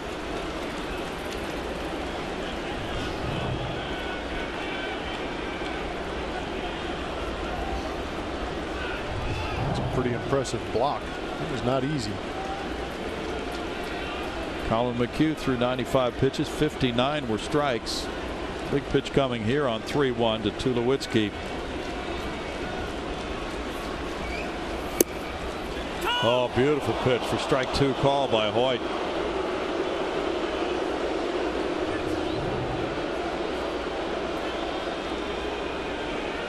Wow.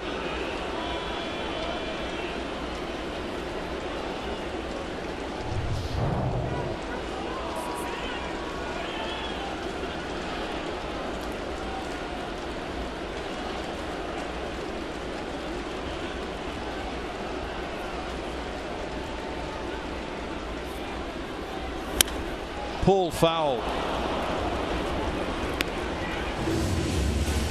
Now you mentioned this situation for James Hoyt. It does show the manager's trust in him.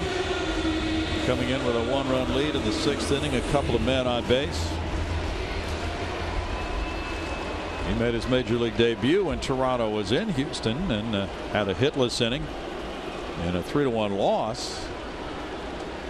And then the next night against Toronto, he gave up a homer to Encarnacion. He's had 3 scoreless outings since then, 2 of those in Minnesota.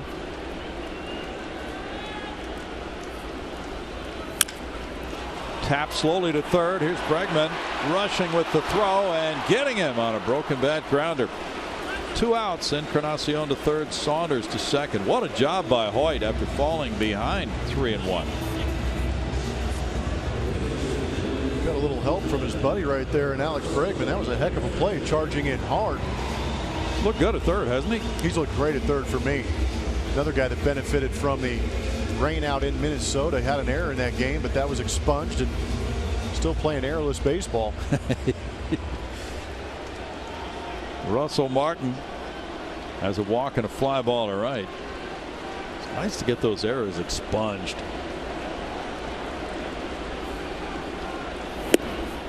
That's ball 1. We're going to have to explain that again. Well, the records did not count. There were 2 innings played plus 1 out in third. It was not an official game. But we went back through the wormhole and erased everything and started over. That's right. Good block there by Gaddis. It's 2-0. But Carlos Correa lost a hit in that game. And gained 4 the next. Yeah, that's true. so not to complain a whole lot.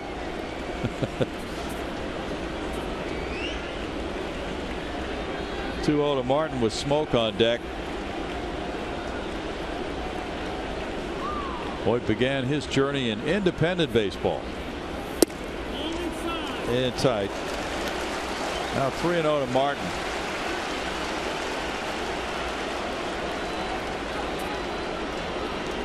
Hoyt pitched at AAA Fresno last year as well as this year. He had 47 appearances last year.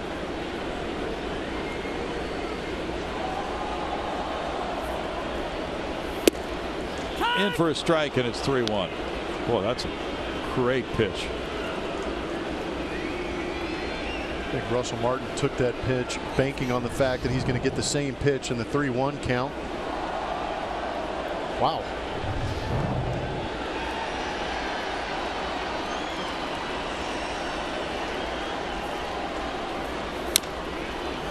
Tap foul. 3-2 now to Martin. Gutsy pitch by James Hoyt. I was talking about how Russell Martin may have taken that fastball thinking he'll get another one, and Hoyt backs it up with a 3-1 breaking ball to get that strike.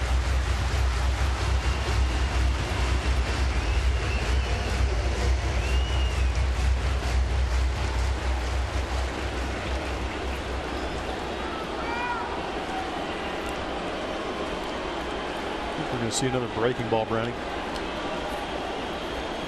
You do, and it's crushed to center field. 3-run homer for Russell Martin. Number 9 of the year for Martin. 4-2 Toronto. He was waiting for it. Yeah, that wasn't the best location on that breaking ball from James Hoyt. You got that first base open. If you're going to make the option to go ahead and make that pitch, try and make the nasty one. Leaving that pitch up out over the plate to a veteran like Russell Martin. He did what he was supposed to do with it. Yeah, that one just flattened out right in the middle of the plate.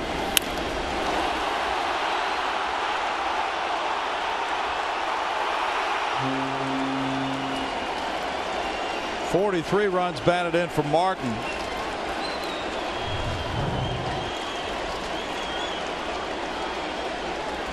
And Colin McHugh in 5 1/3 innings allows 5 hits, 3 runs, walking 2, fanning 6. After the Blue Jays had hit 10 solo homers against the Astros, they get a 3-run bomb. Justin Smoak is 1 for 2. Ball 1 from Hoyt.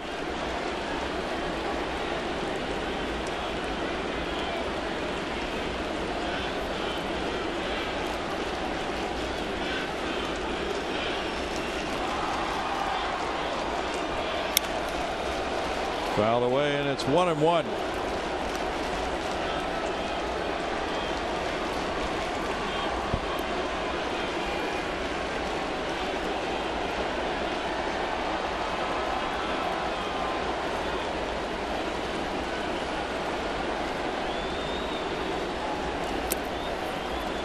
Two balls and a strike. Hoyt had come in twice with 2 men on base and did not allow runners to score in either of those games prior to this one.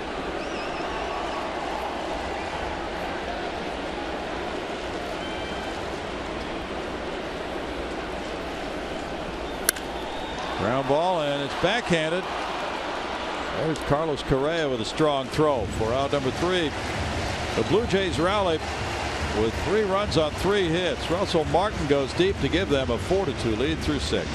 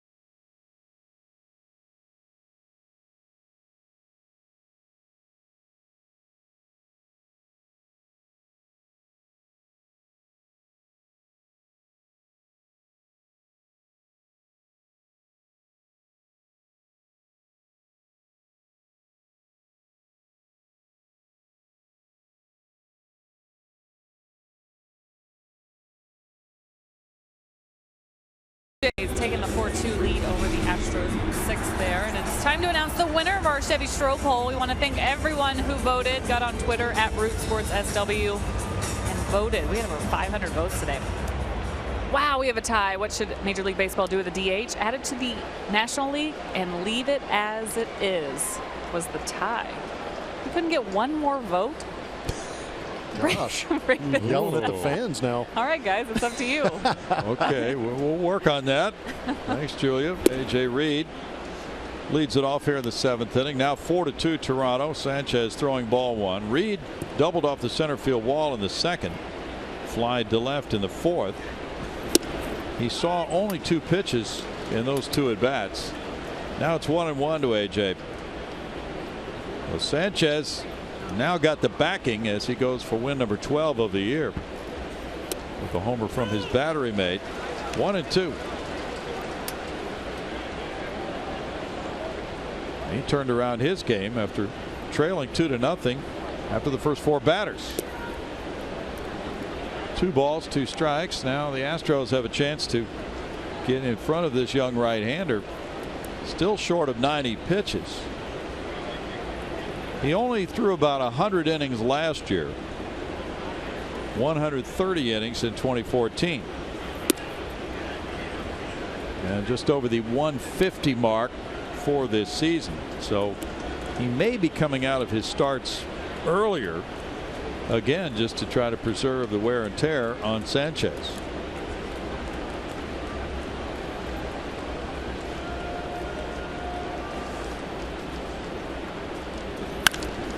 Reed puts it in the air, and the center fielder Upton. That's a towering drive. He makes the catch, 1 out.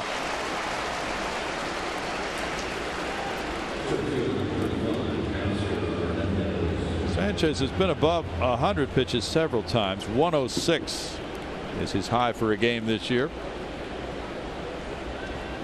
Teoscar Hernandez has struck out both times today after the big debut last night. Cubs lead the Cardinals 2-0 in the bottom of the 2nd inning. That's strike 1.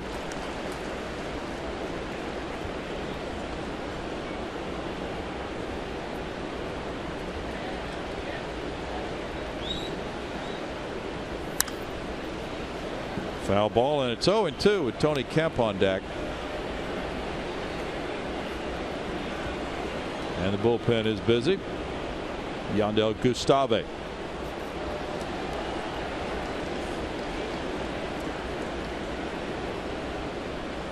Joaquin Benoit for Toronto.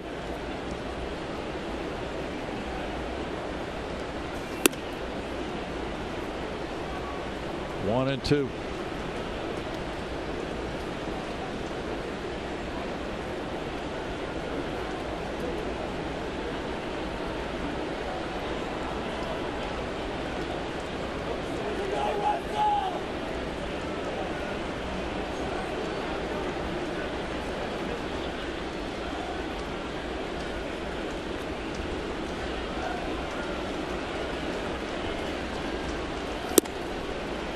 Now 2 balls, 2 strikes, and the pitching coach Pete Walker, the skipper John Gibbons, very experienced in watching a pitcher at this stage of a game to see if he is laboring, which could be an indicator that it's time to go to the pen. Pete Walker there. He's missed on a couple of pitches here that were not close to Hernandez. He chased it and struck out.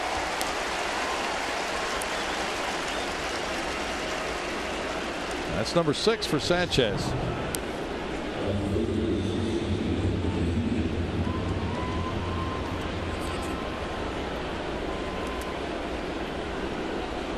Tough draw today facing Aaron Sanchez. Yeah, there might not be any of those in the PCL this year, Blummer. It shouldn't be. You got this kind of stuff in the PCL. There's a log jam at the top of the rotation there. Yeah. Strike to Tony Kemp. Both times he's grounded back to Sanchez.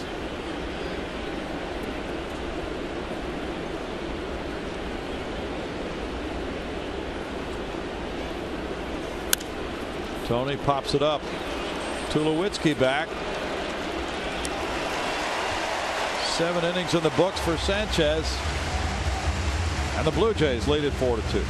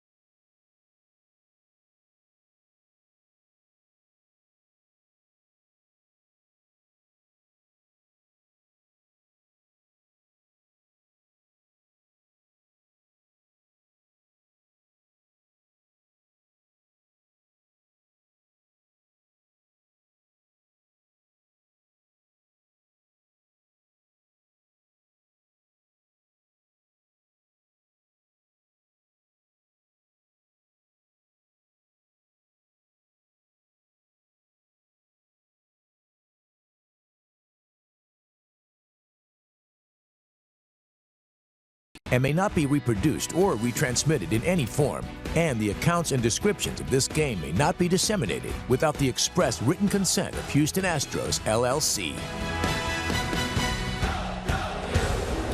Bottom of the 7th, Blue Jays lead at 4-2. Follow Astros Baseball live with MLB.com at that app. Stay up to the moment at any moment with Game Day. Live game video, highlights, StatCast news, and more. Keep an eye on box scores and highlights even while you're at the game with Minute Maid Park's new Wi-Fi. Download MLB.com at bat, the #1 app for live baseball on your phone and tablet. Ronnie? Thanks, Julia. 4-2 ball game now. Toronto leading. Yandel Gustave, 23-year-old right-hander from the Dominican, who has spent 6 seasons in the minors, comes in for his 2nd major league appearance. Melvin Upton Jr. with a bouncer up the middle, and that is a single.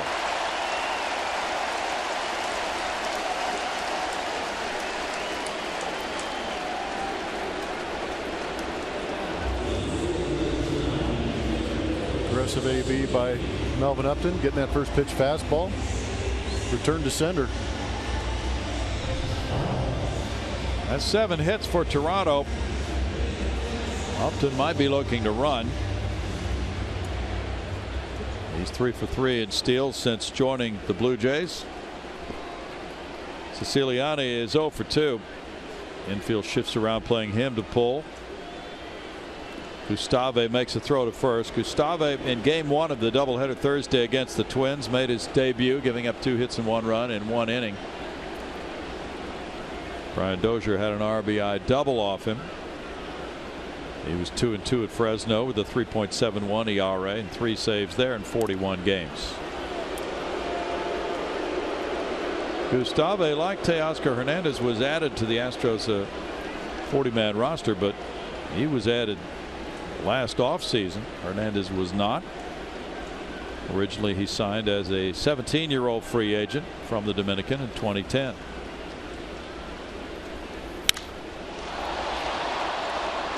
Tony Kemp watches the center fielder come over. Hernandez has it. 1 out.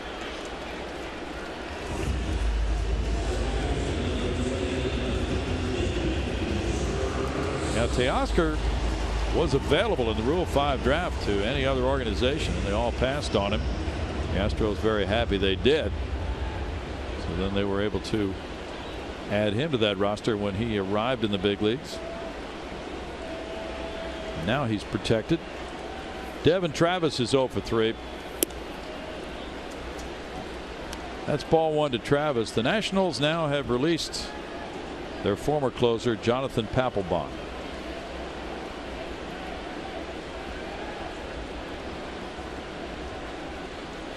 Careful what you wish for. Well, he carries a lot of baggage, although we've heard he's a great guy in the clubhouse. Other than Bryce Harper, right?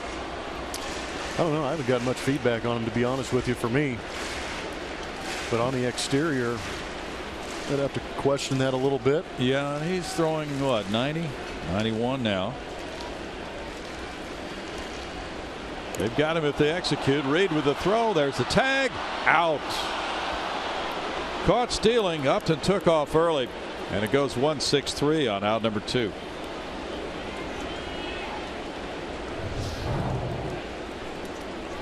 Good move by Gustave. Upton going first move. Guessed on the wrong move.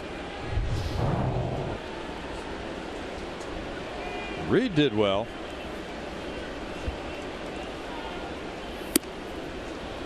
Swing by Travis takes the 1-2 count now forward for Gustave. Yeah, Reed, as you know, pitched at the University of Kentucky.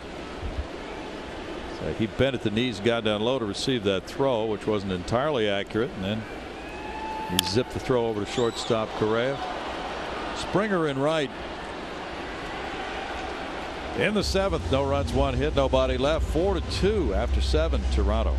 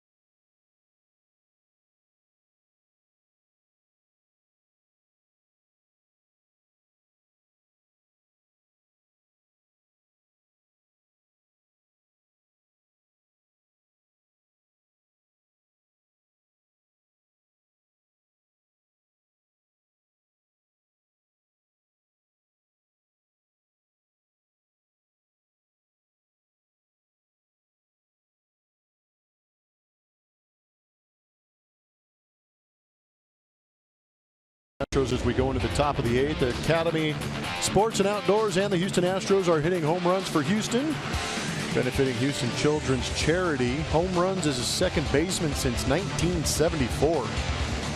Man, that's going to be a haul to try and catch up to what Craig Biggio did with those 226 home runs. Little Bill Dorn on that list. Jose Altuve creeping up that list, and old teammate Jeff Kent, ex-California Golden Bear, also on that list.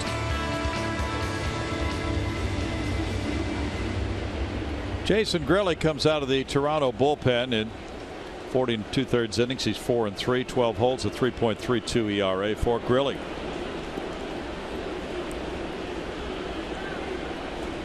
George Springer leads it off in the 8th inning. He's 0 for 2 with a walk.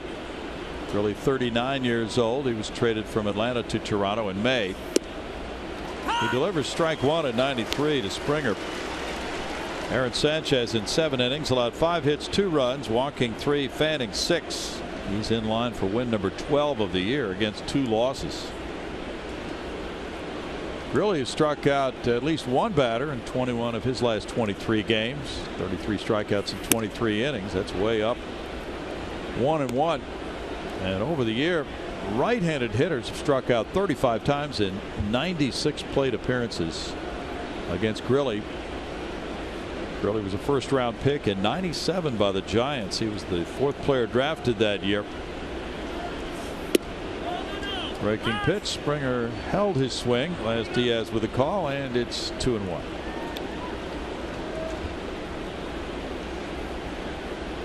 Grilli pitched twice effectively both times in the 4-game series at Houston. He got a save in the 2-1 win for Toronto August 2nd, and he got a hold in the 4-1 win 2 days later. Foul back, and it's 2-2. James Hoyt in 2/3 of an inning allowed 1 hit 1 run with no walks, no strikeouts for the Astros.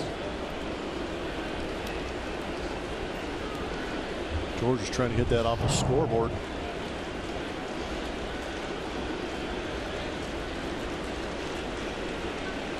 Grilli pitched at Seton Hall University.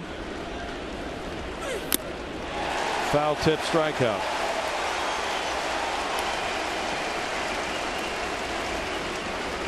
Seven Toronto punchouts in the game. 6 of those now between George Springer and Teoscar Hernandez. Rough day for George.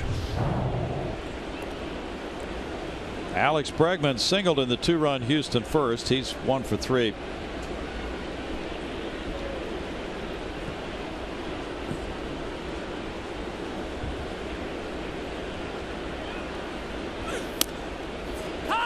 In for strike 1.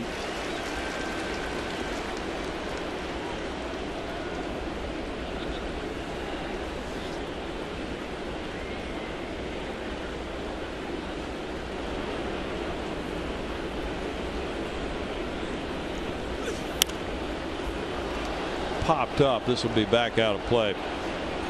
0-2. Really has 76 career saves. He did get that save at Houston, but the young right-hander Roberto Osuna is the closer for the Blue Jays.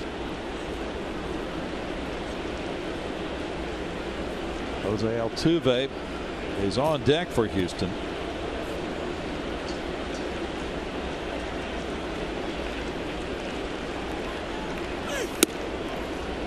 One and 2 to Bregman.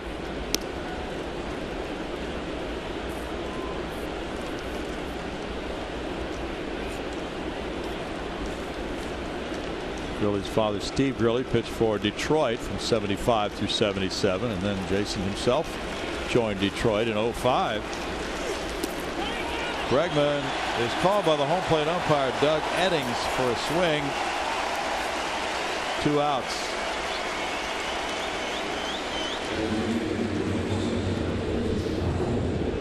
They can call it home. Borderline, but enough for Doug Eddings, the home plate umpire, to call it. Jose Altuve doubled to right field in the first. He walked in the 3rd, and then in the 5th inning hit a ground ball in the hole at shortstop. Tulowitzki made a fine play to get him.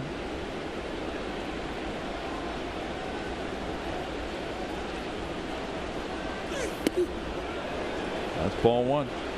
Carlos Correa on deck.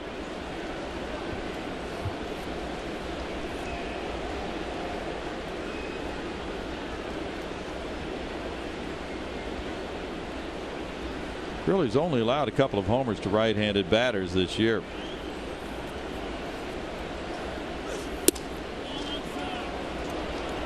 Two and 0.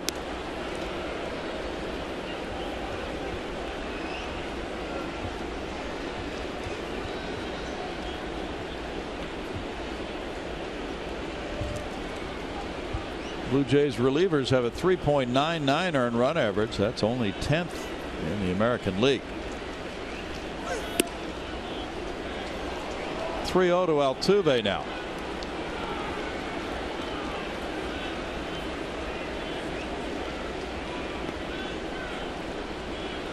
Luke Gregerson is getting loose for Houston.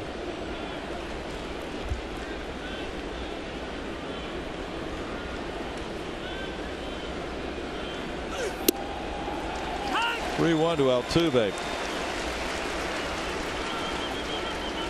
Last night, John Gibbons used Ryan Tepera for an inning and 2/3, Brett Cecil for 2/3 of an inning, and Scott Feldman for 1 inning. Houston winning that one 5-3. Now with the lead, he goes with Grilli. Line drive right field. Here's the charging Saunders. It gets by him, goes to the wall.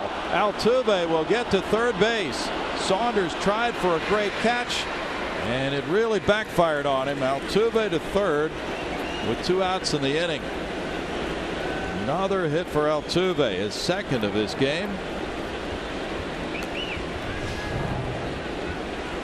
Swing by Jose again. Fastball down and away. Just go with it. Hit it pretty hard. Saunders thought it would hang up long enough, but high risk leads to high reward for the hitter. Just a casual triple for Jose.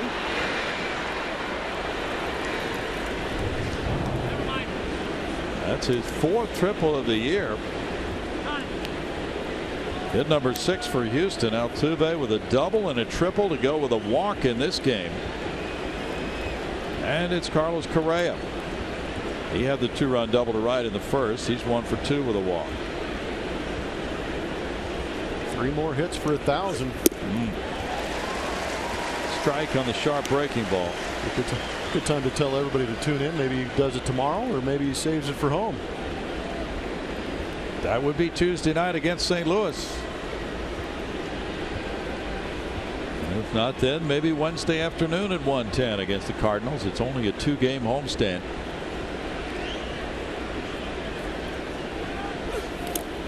In the dirt, and that might have cost him a run, but Martin was able to get down on it. You see that throw from Doug Eddings? Yeah, that was terrible. Not too strong, is it? 1-1. Get out there and throw a couple of bullpens, Doug. Come on. Watch this. He spikes it. Timeout. Watch me unleash the cannon. Boing. Hold on too tight, Goose. He did take responsibility for it. Tommy John surgery. Who is that umpiring home plate? Billy Whalou, the bowler. 1-2 to count.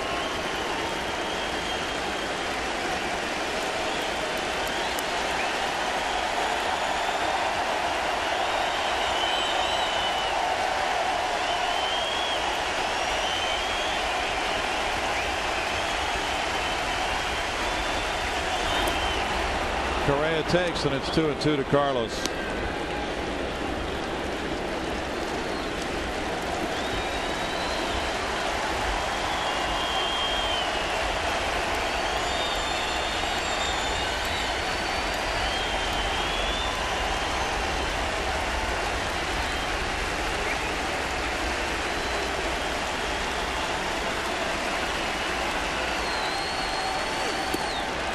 Now a full count. AB reminds me of a conversation I had with Jesse Barfield, who had a great career here for the Toronto Blue Jays. Said the louder the crowd, the softer the pitch, Plummer. Oh. Saw 2 breaking balls right there to get to that 3-2 count. Carlos laid off it. Does he do it a 3rd time, or does he try and beat him with the fastball? Slider foul back. Well, that was a hittable pitch there.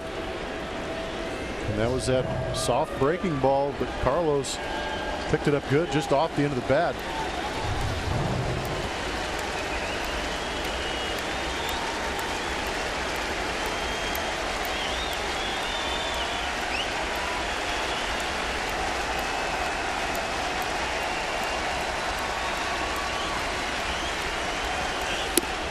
Fastball and a strikeout.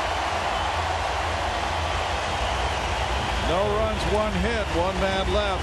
Toronto 4, Houston 2 in the 8th.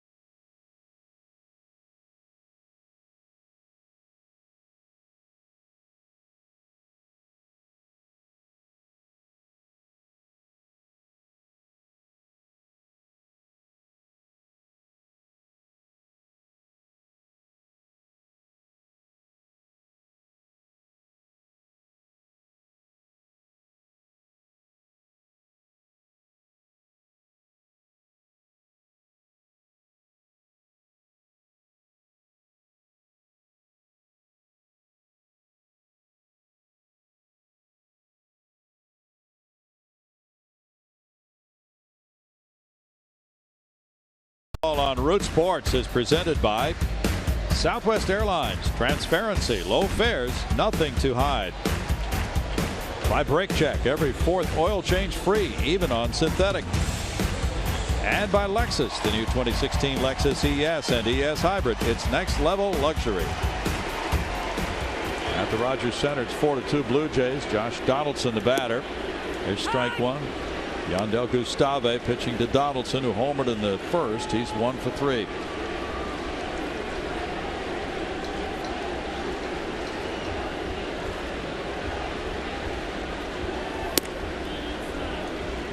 One ball and one strike.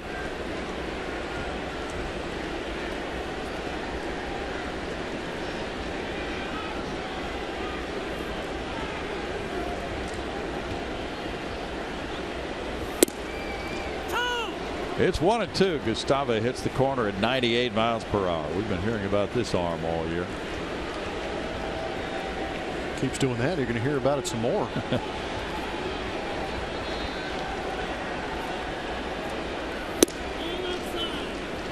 It's 2-2 to Donaldson.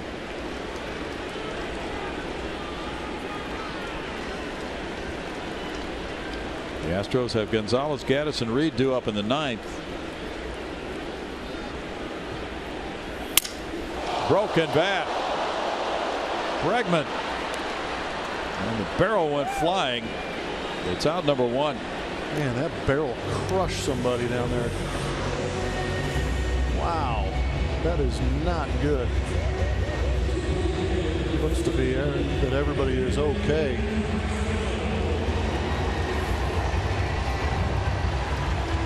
This ball exploded on the inner third and just destroyed Josh Donaldson's bat. And that poor guy in the Blue Jay shirt wore it. Ooh. Just glad he got the barrel end and not the splintered end. Wow. Encarnacion looks at strike one at 98 with good movement. This is an electric arm. Encarnacion 2 for 2 with a walk.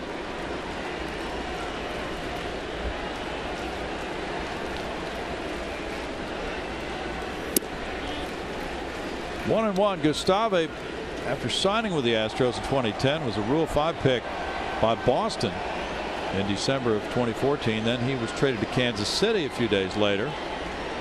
Claimed on waivers by San Diego and returned to Houston.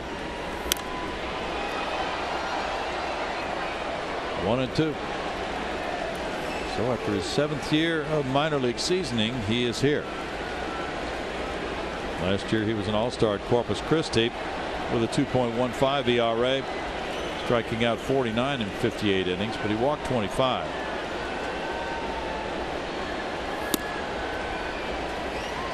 Two and two.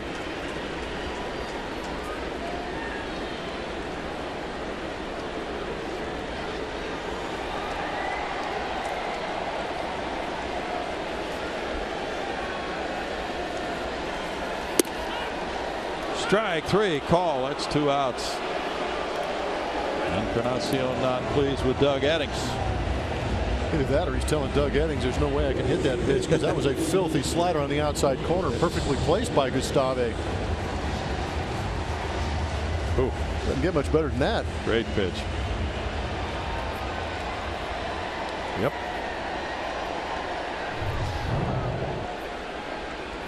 Four to 2 game with Saunders batting.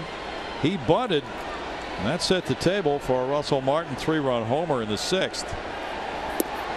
That's ball one. Astros RBI softball team began their play last night. They had a win at the 2016 RBI World Series. They are continuing cool play today with 2 games.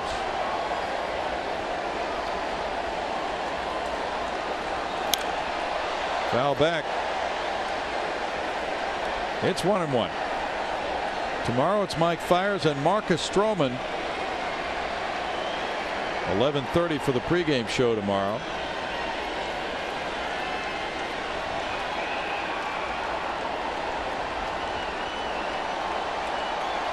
Fiers looking on from the Astros bench. It's 1-2 to Saunders.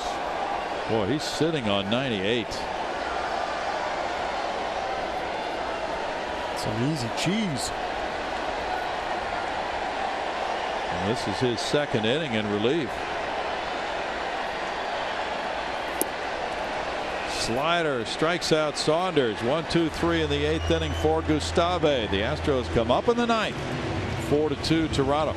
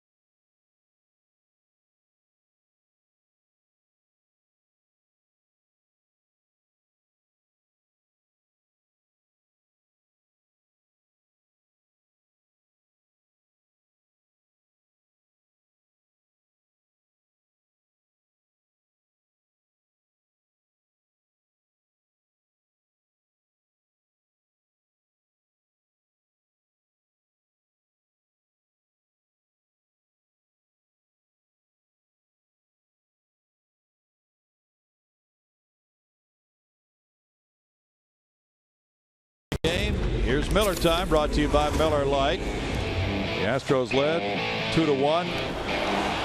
Russell Martin, 3-run homer on a 3-2 pitch in the 6th inning with 2 outs. Number 9 of the year for Martin. That made it 4-2, and that's where it is right now, moving to the 9th. For the closer, Roberto Osuna, 25 for 27 in saves. Last time out, he faced Tampa Bay on the 8th of August. Got the save in that game, going 1 inning. Giving up 1 hit, 1 earned run. Also walked a batter and struck out 2. He's 21 years old, born in Cuba. He's pitched 3 times against the Astros without giving up a run in any of them. Marwin Gonzalez looks at strike 1 at 95. He's 1 for 3. Jason Grilli in 1 inning allowed 1 hit, no runs, had no walks, and struck out 3.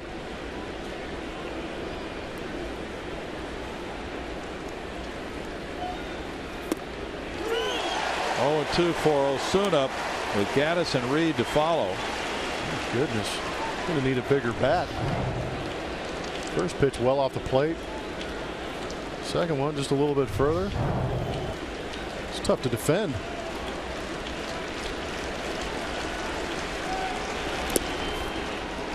One and 2.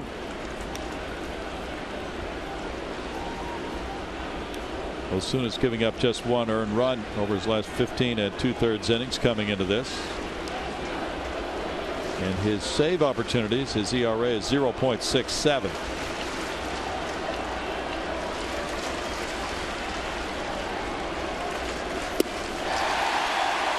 One out.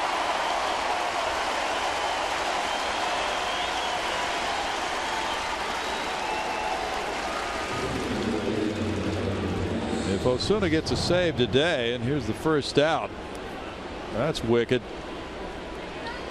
He kept the slider down. Marwin had a couple of words for him.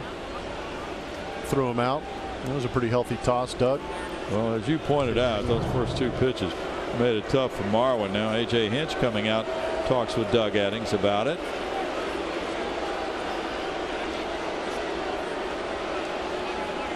So is it necessary to toss Marwin if he walks away and makes a statement to the umpire? That might be the reason AJ is trying to talk with Doug Eddings and say, did you really have to throw him out of that game? I think AJ told him that Marwin had every right to say something to him, and Doug needs to make the adjustment and deal with it. There's repercussions for calling pitches that far off the plate. If you don't want to hear any lip from the player, call the strike zone. Sorry. That might mean no postseason assignment. Evan Gattis is 0 for 3. He smokes one deep to right center field. And it's caught. Junior Lake in the game. 2 outs.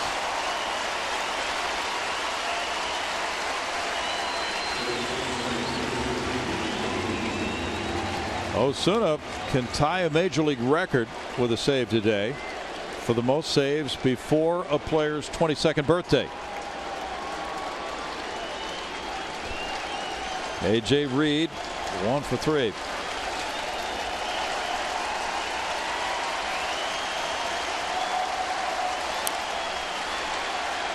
That's strike one.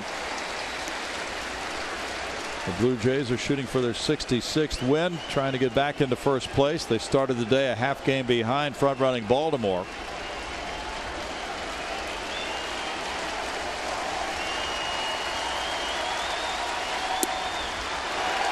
Strike two. Promising start for the Astros. 2 runs in the first inning on a double by Carlos Correa. And they have been shut out since then.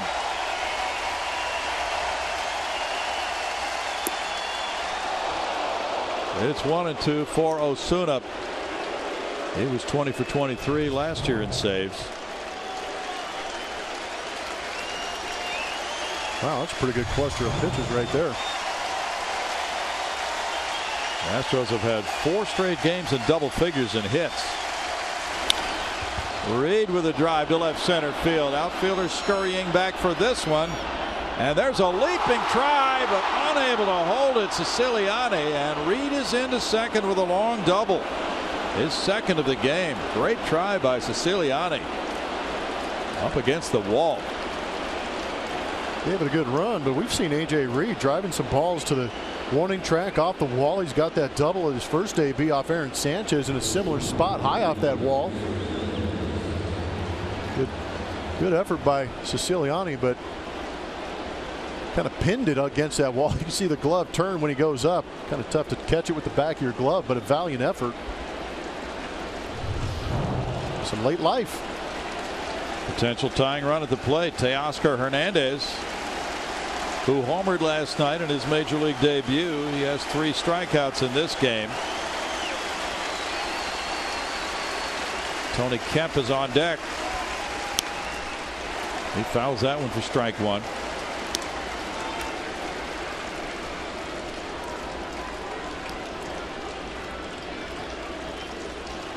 Each club with 7 hits and no errors now.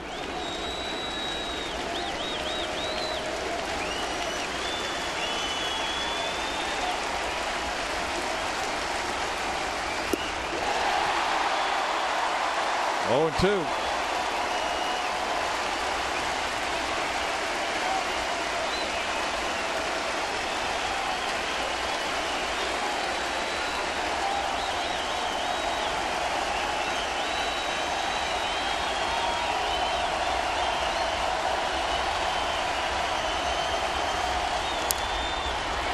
Popped up. Travis to end it. And the Blue Jays square this series. Russell Martin's 3-run homer in the 6th inning brings them from behind. They win it 4-2. Osuna gets his 26th save. Blue Jays take the Astros today by 2.